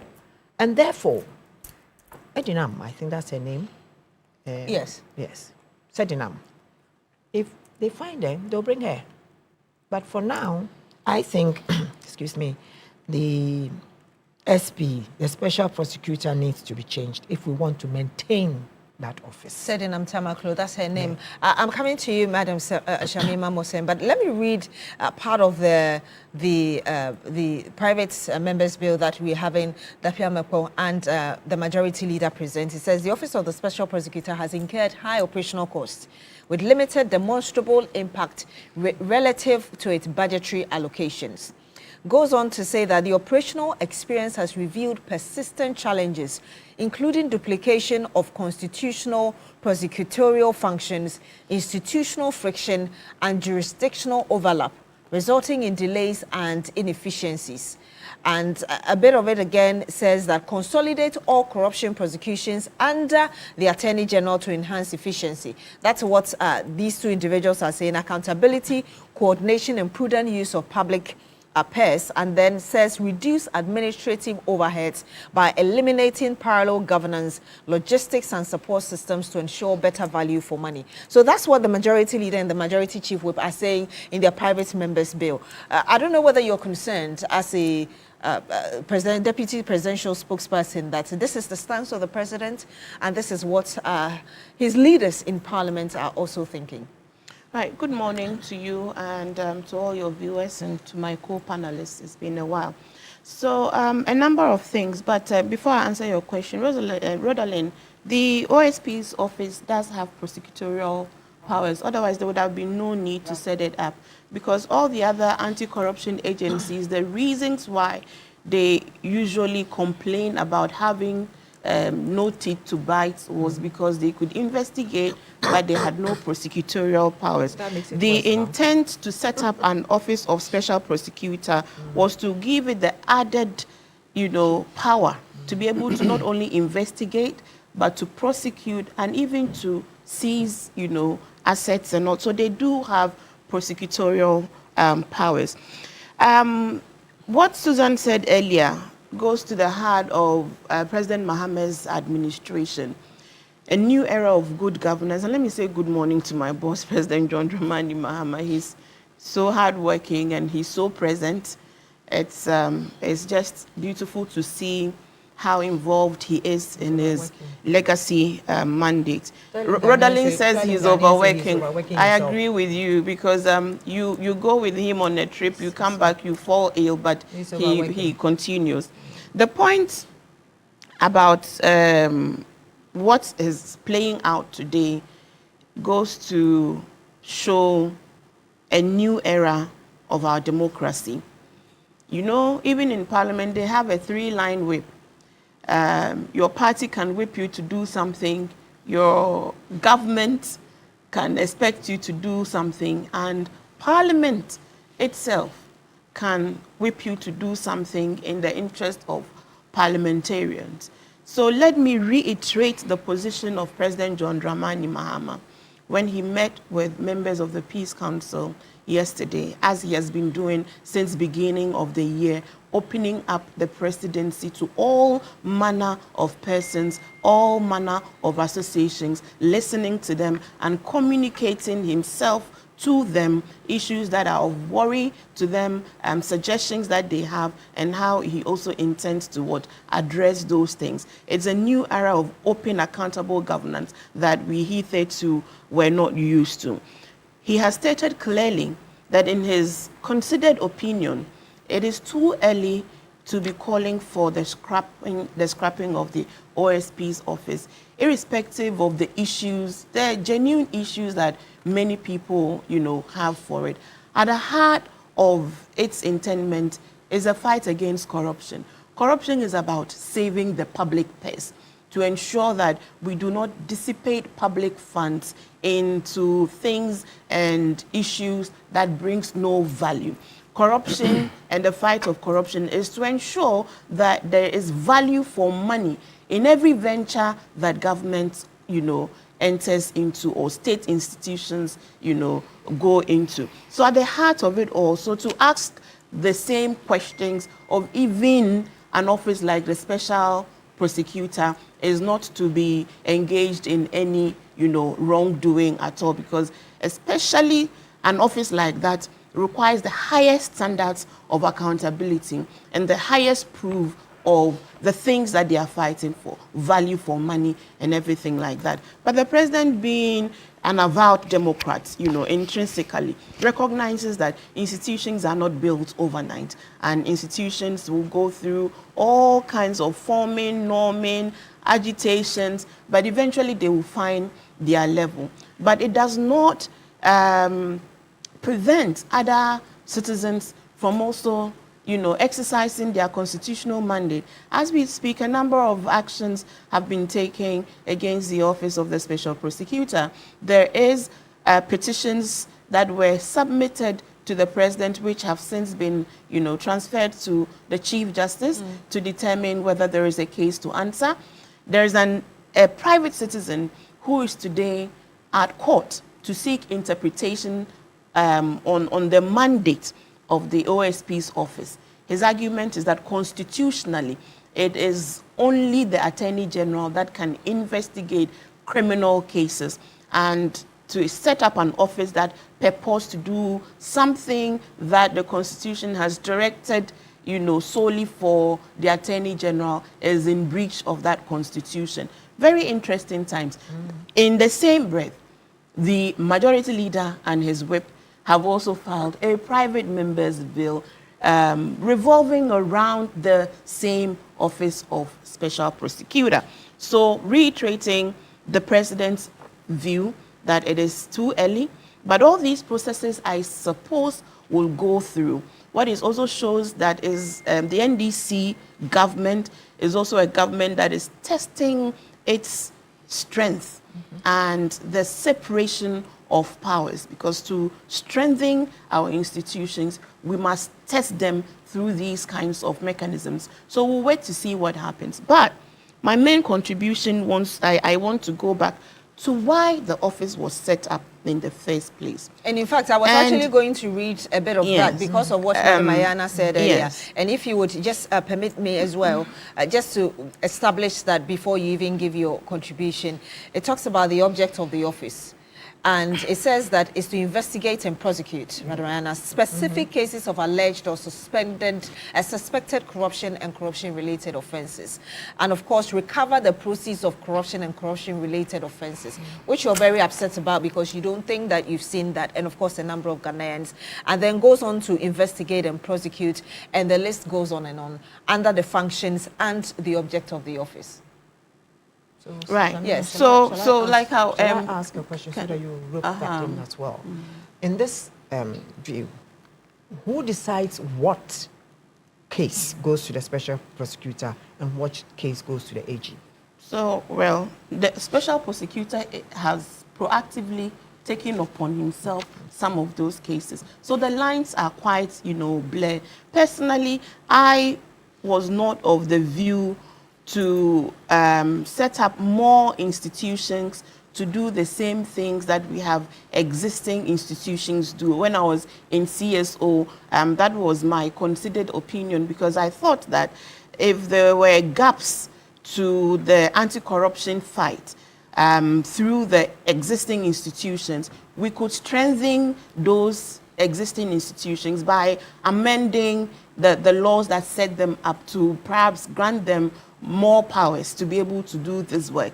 The foundational issue and intendment behind the setting up of the Office of Special Prosecutions, or the decoupling of the Attorney General's office from the Minister of Justice, is so that they are able to fight corruption fairly, consistently, without bias. The thinking behind it globally, it's a global call, really, that to truly fight the canker of corruption, which is so insidious, even in many advanced democracies, you must have such independent institutions, independent of states, because the feeling is that states would often try to cover up its own corruption activities until a new party comes to government, and then we begin to hear all the bad things that went wrong. Let's go back to the first Martin Amidu.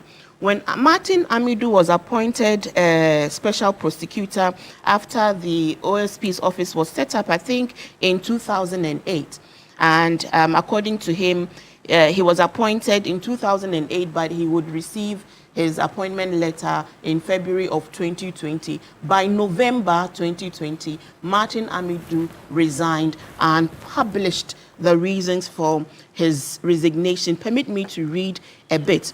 I should not ordinarily be announcing my resignation to the public myself, but the traumatic experience I went through from 20th October to 2nd November 2020, when I conveyed a 13-page letter, the conclusions and observations on the analysis of the risk of corruption and anti-corruption assessment on the report on Ejapa Royalties Limited transactions, which is still a going concern, as you know, that the OSP's office is still working on, and other matters related thereto, to the president then, President Akufo-Addo, as chairman of the National Security Council, cautions against not bringing my resignation to the special prosecutor with immediate effect to the notice of the Ghanaian public.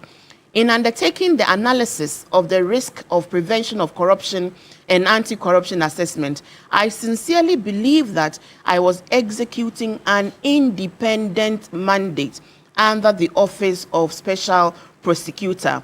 The reaction I received for daring to produce the Ejapa Royalties Limited Transactions Anti-Corruption Report convinces me beyond any reasonable doubt that I was not intended, that I was not intended to exercise any independence as the special prosecutor in the prevention, investigation, prosecution, and recovery of assets of corruption. My position as special prosecutor has consequently become clearly untenable. And this is the basis of my argument that there was malicious intent behind the establishment of the office of special prosecutor. And the reason to appoint Mr. Martin Amidu, who was a long-time member of the NDC, who had also publicly criticized viciously the NDC leaders, including President Mahama, was the reason why at their strategy table, the previous government under the Nana Bawumia regime decided in their thinking as a masterstroke to appoint none other than Mr. Martin Amidu, with the hope, with the menswear, with the intent that they would use that office through Mr. Martin Kaiser Amidu to persecute political opponents, under the guise of such persecutions being conducted under the legal status of an independent office of special prosecution. That is my considered opinion, as has been buttressed by not only the resignation letter details of Mr. Martin Amidu when he decided to turn the spotlight on the same government that appointed him, backed by the dirges and the cries of Kisi Ajabin, who would then become Martin Amidu's replacement. Kisi Ajabin, who was known to be a close ally of Nana Akufo-Addo, meaning if Martin Amidu brought from outside to execute an internal agenda had failed, how about we bring someone from inside? Perhaps where Martin failed, this person from inside might succeed. Not long afterwards, the trials of Kisi Ajabin began, when he also not only investigated President John Dramani Mahama and cleared him of all wrongdoing, but when he turned the spotlight the Cecilia Dapar case. Kisi has been on air to speak about threats to his life, assassination attempts made on his life, frustrations made against him in the line of work, all because he dared to try to bite the hand that feeds him. That is why it is conclusive that the real intent behind the setting up of the Office of Special Prosecutor was twofold: to persecute political opponents, and secondly, to meet, to mark the demands of the anti-corruption infrastructure about, just to get himself marked that, under the watch of the president then, they had set up an Office of Special Prosecutor, which is an advocacy that a lot of CSOs were engaged in at the time. So he thought that, well, I'm going to kill two birds with one stone. I'll get the commendation for setting up this, office of Special Prosecutor, and then I would use it also to do my hatchet job.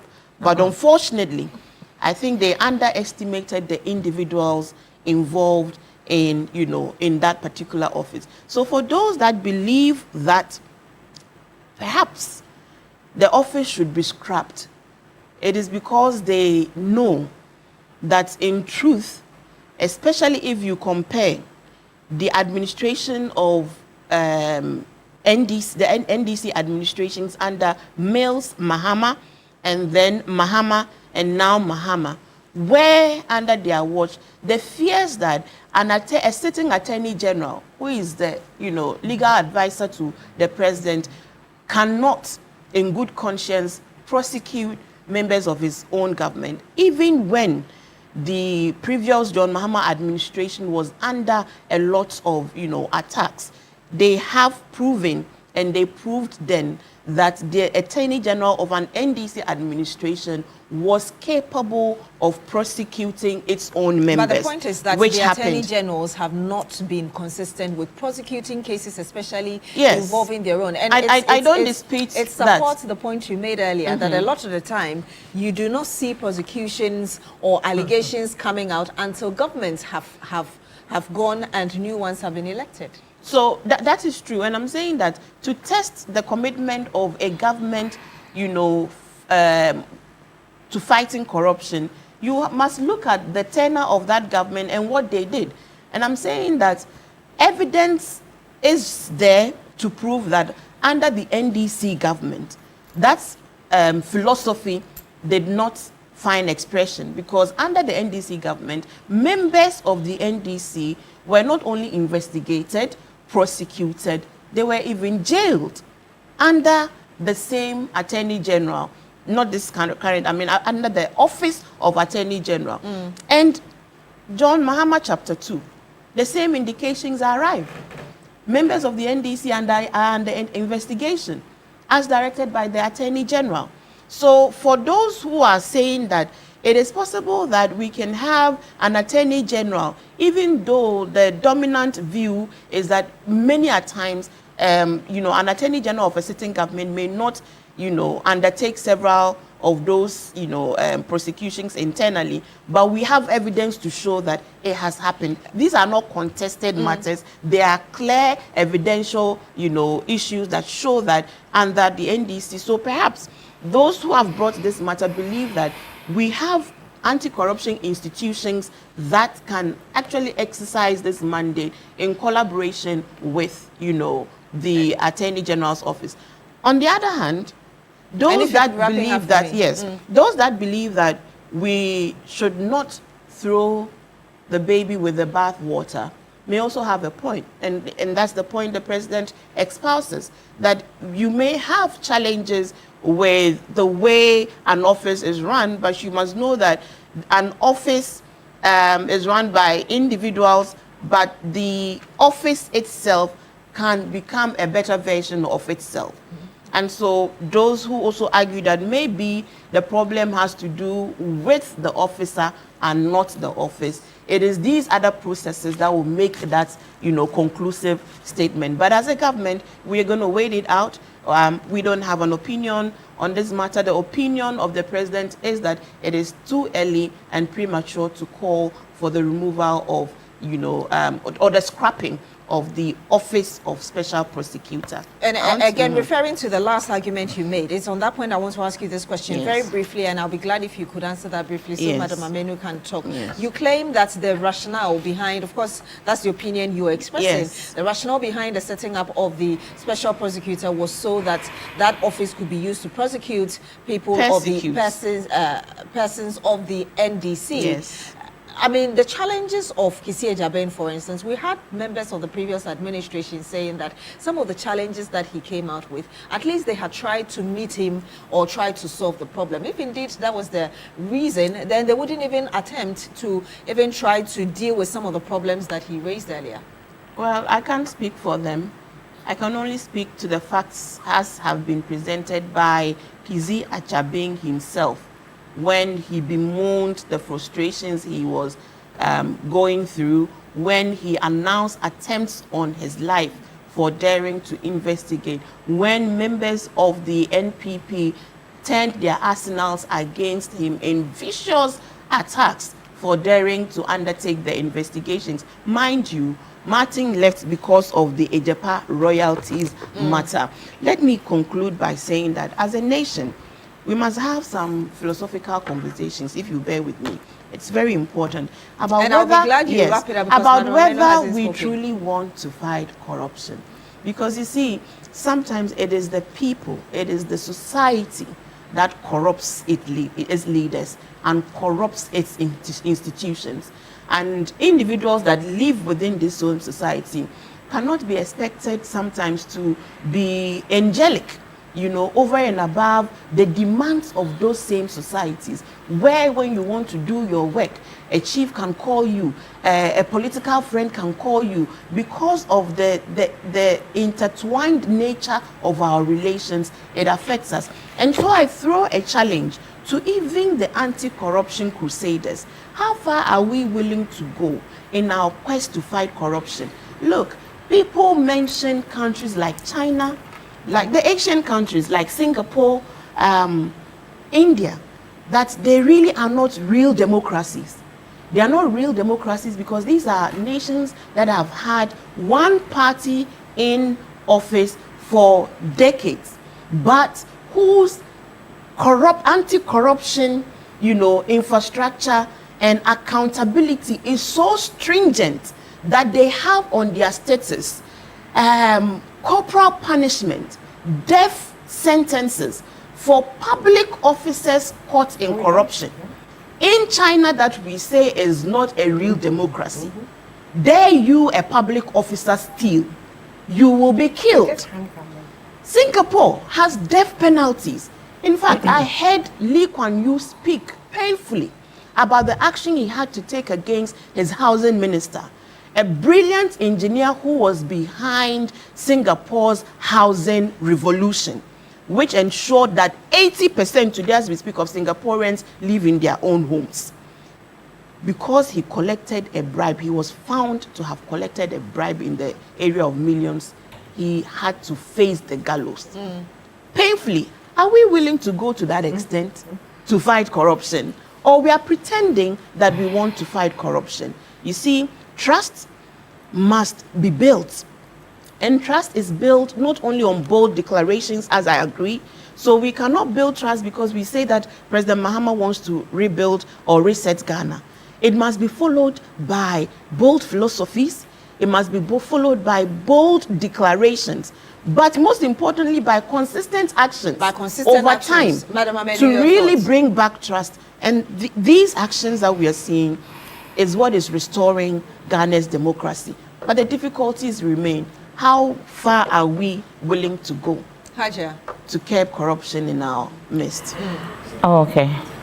Greetings to Honorable Alan Kojo-Tremantin, members of United Party, and everybody, our viewers, everybody out there. This issue should have been solved far days ago when we started all these and I brought my ideas that we should go back to the GTP. I foresee our Chief Alan has done a great job by providing the GTP. I thought Nanaya was coming so that I give him one of the books, but she wasn't here. So when you see in our GTP page 40, Alan has brought out so many perfect ideas on how to scrap corruption and how to deal with corruption in Ghana here. You see, all these organizations and institutions that are working so fearlessly to fight corruption are having lapses issues. And if you see the office of the OSP, we can clearly state that there are a few lapses and loopholes in there that has to be seriously watched or handled. You mean the act itself that establishes the special prosecutor office? The acts that is the office is using. There are a few loopholes in there. Tell us what you see. So if you look at the act itself, that is the act that the office 959. at 959, you will see that there are a few things that we should amend. There are a few laws that has to come together. If you look at the institutions that CID, NIB, IOCO, everybody is using, it's almost the same thing. We should bring all of them into one umbrella so that we can handle the issues properly. If you see the issue of Cecilia Dapa that came, there were some things that went seriously wrong. That is why the office of the prosecutor wasn't able to deliver. All these things has to be watched. If you look at the case of the Bianca case, La Bianca case, that is the OFC accused a deputy commissioner of corruption, but there was no prosecution that was followed. The accused officer sued the OSP rather. So if this was able to happen, the case ended with no conviction at all. When we come to the Cecilia Dapa's case, OSP arrested and questioned her. They froze her account. Later on, her account was given back to her. All these things shows that there are certain things because the office said that it had to do with money laundering, which wasn't under his jurisdiction but under IOCO. So if they were all under the same umbrella, having the same laws to prosecute, having everything under one trend, we could have at least retrieved something. The case came down, nothing was done. We didn't get anything back from Cecilia Dapa, even though even I was sitting back realizing that this is a huge amount of money that could have done good to Ghana, or even the budget that the office of the prosecutor is using. If we were able to get some assets from Cecilia Dapa, it would have done us a whole lot of good. So I think that if you look at the budget that goes into the office of the prosecutor, every year there is budget allocated to. For me, what I looking up to, maybe if I have a dress, take it to the seamstress. What I ordered for and what I got back is not the same. I would be so disappointed. Ghanaian youth are right now disappointed in the whole process because it is our taxpayers' money that is being used every now and then, but no results comes out. We should be so angry. We should show our disappointment, not only to the person, but to the office as a whole. So you disagree with the president? Partially disagree with the president because we are angry enough. It is our money. Students want, if you go to NSS, students are being posted far away and they can't even access their post areas. It is our money that is being funded to the OSP's office just to track down monies that has been looted. So money, corruption, we want to fight it. But the money that is going into the office is so much that we are not getting back. what we are expecting. So our president has done well. Yes, he's talked so clearly about the whole issue. But we as Ghanaian youth are expecting more. We want accountability. Yes, the office of the prosecutor is there to fight corruption. Yes, but we are not seeing anything. All the efforts, all the requirements he requests for, we are trying to give him. We are trying to push the agenda of trying to fight corruption. But it's as if it's costing us more than what we are expecting. Now, when you talk about putting this under one umbrella, which umbrella are you talking about? Because the Attorney General also has the same authority, as it were, even with SHRAJ. One of the 4 arms or functions of SHRAJ is to deal with corruption. So which of the institutions are you looking forward to in terms of being the mother body that would deal with this very issue? So putting all of them into one umbrella. Let's take the AG aside, but I see CID, SHRAJ, IOCO, everybody coming together as one. Then if somebody is being prosecuted, there's not going to be any I don't know the word to use, conflict of interest. Or so bring us clarity on that. Which institution? Because at the end of the day, you need one institution that will be held accountable for whatever cases ought to be prosecuted or ought to be looked at. Okay, so if you look in our DTP, under our corruption, that is the governance cluster, it's stated here clearly that demonstrate a leadership of personal integrity and political will to fight corruption and take diverse action against politically exposed persons involved in corruption-related activities. Isolate all corruption-related provisions in existing legislation and consolidate them in one enabling legislation with a clear definition of corruption, including severe sanctions to serve as a deterrent against corruption. Amend the Constitution to establish and appoint an anti-corruption Caesar with independent prosecutorial authority, separate from... Yes. That's an OSP. Yes. But then the anti-corruption Caesar will replace the special prosecutor. So that's like changing the name. Rose by any name. That's like changing the name. But putting all of them.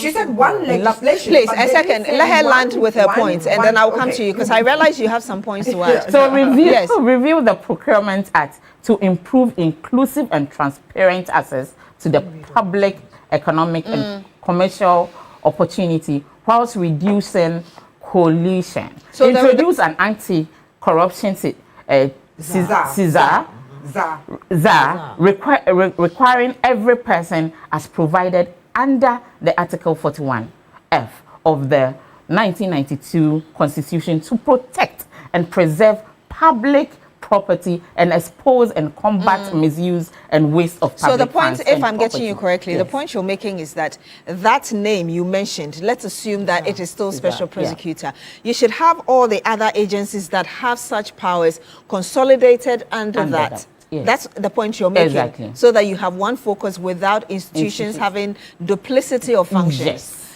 Please. Look, I mean, look, if we want to talk about duplicity of functions, we can have many institutions that sometimes we think that they duplicate each other in functions. But when you get a leadership that understands that the work has to go on and they can work together to bring out the best. Look, we had issues with GSA and FDA at some point. You understand? Because it looked as if the work of GSA was the Ghana Standards Authority and the Food and Drugs Authority. We had issues with them at a certain point in time where somebody said, no, and you have to pay this and you have to pay this, because it seemed as if it was just about they, fighting to get the IGF, and so their functions seem to overlap. But when we had a leadership that understood what GSA should do and what FDA should do, all those troubles just went away. You understand? If we want to talk about duplicity of this, then HEFRA And Hefra is doing some work that, you know, maybe Pharmacy Council will say that, look, you are duplicating my things. But they have sort of found their level. So let's, you know, when the private member bill is talking about, oh, they are going to overlap.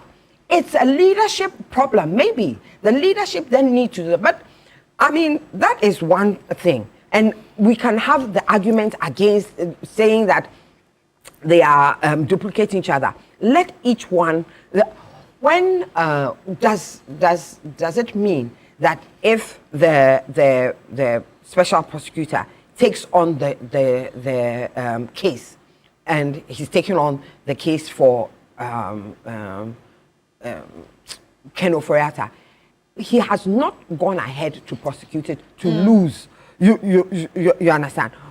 We just feel as if it hasn't gone on the way and the what do you call it, the speed in which we would want it, because we feel that justice delayed is justice denied, and that we have been denied justice, and that is our problem. But coming to speak on corruption, I believe that we do need all these institutions. I'm going to, when she said China, I laughed because I had written something about Xi Jinping had written in his book right now, in Stamping Out Corruption. This is what he said, and I quote, "We have adopted a multi-pronged approach to take out tigers, swat flies, and hunt down foxes." That means, you understand? And he said, we have stamped out corruption. Just last Tuesday, they hanged one of their people for bribery. Just last Tuesday. You understand? When we want to fight corruption, we want zero tolerance. We want a multi-pronged approach. We want to hunt out tigers, swat flies, and hunt down the foxes. So, yeah, I mean, so, you know, so what's that? Yeah, I mean, if we could, you know, if we could, we would have done it the same way. After all, I mean, I'm looking at it, and then when she talked about the death penalty, Deng Xiaoping, he said that the death penalty is an education for life. It's an education so that you know that you should not do this because we'll hang you from the nearest tree. I think that we should not, as citizens, be talking on both sides of our mouth. Either we want corruption and we want to live with it and agree partially. I don't know, when she said she agrees partially with the president, I was wondering which part she agrees and which part she doesn't agree. But we must take the stand that corruption is keeping us poor, a rich nation, that corruption is not giving our children a future, and that we must take the decision now to stamp it out, even if it's draconian. That must be the way to go. Then we can have a proper life. Then we can have a proper life. I want you to land on your thoughts, and I'll give you 30 seconds to wrap up on this. We'll go to Pandai. Okay, so landing on my thought, when I said I agree with the president partially, doesn't mean that it's too premature. That's what I was talking about. Prematured in requesting for the office of the prosecutor to be, trying to say that if we are so angry as citizens of Ghana, just like she's saying, we should be so aggressive and angry that it is our taxpayers' money that is being used right now, and we are not seeing results. From my seat, I would have wished that at least somebody should have been accounted for, has been, sentenced or jailed or something. We want to see action rather than always being words, robbing, trying to massage them. No, we should be aggressive. We know that Ghana is suffering from corruption. Our funds and money, taxpayers' money are being used at places that where I sit, I am not comfortable with. I should be aggressive. I should be angry enough to let the office of the prosecutors know that we are behind, watching to see that at least some of the money that has been looted is recovered. Then I can be comfortable and say that, yes, I don't want the office of the prosecutor to be removed. I want this to be done. The office should be closed. It should be open. But if it's going on well, it's working properly, people are being... Nobody will complain. I will not complain. Why will I ask the office to be closed or restructured or scrapped. No, I'm comfortable because it is working. The purpose of the office being created has been successfully in motion, has gotten results. Whatever the aim and missions and the reason why the office was set is working. Why will I complain? There would be no need in complaining. In 30 seconds, Madam Ayana, please. Well, for me, I just, listening to Shamima about corruption, Yes. I side with Susan. If we really want to fight it, we have to fight it head on. At the end of the day, political parties will be the first people will be asking to start. Because when we get to the situation where political parties will not use money, I mean, the monetization in our party politics is what is bringing about all this corruption. And then that word vote, vote. When you hear people say, we won't vote, then the politician is jittery. You understand? The politician goes out to because that's the only language perhaps people think they understand. Exactly. So you hear people say, nurses will say, if you don't give us this, we will not vote. Then the politician is jittery. Doctors the same. You understand? At the end of the day, when a government even wants to take up a certain position, you are not able to, because the importers of rice, the importers of sugar, the importers of oil are all people who contribute to the success of political parties. And therefore, they are not even willing to make laws that will make it possible for us to say that, look, no more importation of this, no more importation of to save our farmers. You understand? So when we are going to talk about that, let's have a clean sheet, let's sit on this table and talk about corruption and how to get rid of it. How come it is only politicians who are rich? How come it's only politically exposed people who are rich? How come? It is true. It's not true. It is true. Okay. Most of the rich people in this country. Let me read this comment from. Look, no. I'm telling you the truth. The voice of London Radio. Don't be motivated by this. You can be It's very dangerous to posit that it's only politicians who are rich. It's a very dangerous proposition. Maybe you have a number of politicians who are rich. Politicians are rich. You can say that without saying that it's politicians alone who are rich. Look, if you are going to look at the statement of Ghanaians, politicians come into office, they started off by sitting on motorbikes. They sit on motorbikes. The next time they are driving VAs, they have buildings and stuff. Within 4 years. From loans. What loans? How many Ghanaians get those loans? I don't think that we will have to go now. Our time is up. Massa Musa says, I am a politician. How you misinform. Please, I would want Madam Rodlin Ayana to land. The supplies, all the supplies that go, you understand? All the people, if you really want to dig in and find out the rich people in this country, the farmers, those who are farming, those who are doing, most of the other people, it is contracts from politicians. Yeah. Inflated prices from politicians. That is what gives them the money. Look into it. Money laundering, all those things. If politicians were not involved, these things wouldn't happen. Now there's a message from Massa Musa. Vote. Please, there's a message. If I can read this message, it's all about time is up, unfortunately. From Massa Musa says, Beatrice, it's very strange that Parliament is up in arms seeking fervently for the scrapping of OSP because that office has so far not performed. Here, I dare to ask, ladies, I dare to ask parliamentarians to look themselves in the mirror and tell us if there's any institution in the country. Ladies, please. They have failed Ghanaians. Also, there's a message as well from Simon Yen. Beatrice, good morning to your panelists, especially my daughter Shamima. It's been a while since I have been or heard from her. And then says Shamima has clarified. That's Simon Yen from WA. And he says it has been all talk and press conferences just to create the impression that the office is working. So that's his view as well. And then Musa in Aswansi says, good morning, Beatrice. Even though President Mahama held different views, but in my opinion, the OSP has outlived its usefulness. Instead of serving its intended purpose, it cannot use assassination attempts as a small screen to avoid being scrutinized on whether or not the office must continue to function. Well, that will be it for the big issue. You have just about 30 seconds. I want to say that we have elected democracy as our vehicle for governance. Democracy is run through a multi-party system. You can't wish away politicians. And it is not a favor that citizens do. Democracy is run through a multi-party system. It is not a favor that citizens do to elect politicians. We need a mindset that recognizes that when you vote for someone to come into office, you bear half of the responsibility in ensuring that the person delivers to you what they have promised you, right? This is what we have. We must make it work, and we must indeed make corruption very unattractive to everybody, to business, to politics, to the citizens who demand every day so much from the politician. And we must tell this story because every day politicians are bombarded with all kinds of demands, monetary demands, favor demands, and because it is the responsibility. Of those who lead to redistribute. But thank you very much, Shamima Muslim, Deputy Presidential Spokesperson. Also to you, Madam Susan Edra-Mankwa, Executive Secretary, National Interest Advocate. Thank you as well for joining us. To you, Hajia Gloria Menu, National Women's Organizer, United Party. Thank you for joining us. And of course, to you, Madam Imoro Ayana, Rotlin Imoro Ayana, Public Interest Advocate.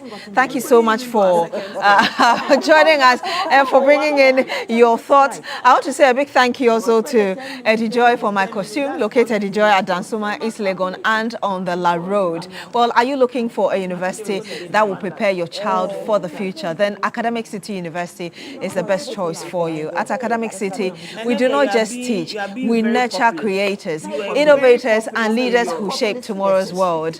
We offer undergraduate programs in engineering, computational sciences, business and communication arts, and our BSc in artificial intelligence and robotics engineering are the first and only one of its kind in sub-Saharan Africa. With world-class facilities and industry experience faculty, students do not just learn the latest technology, they actually create it. And for working professionals and young graduates, we have got you covered as well with our MSc programs in cybersecurity and data science analytics, as well as our professional certificate programs. At Academic City, our programs are practical, relevant, and future-focused. You can call us now on 026-269-3870 or visit acity.edu.gh for more information. Admissions are now open. Academic City, make your mark. And you're still here on New Day on TV3. Stay with us. We're back with some more.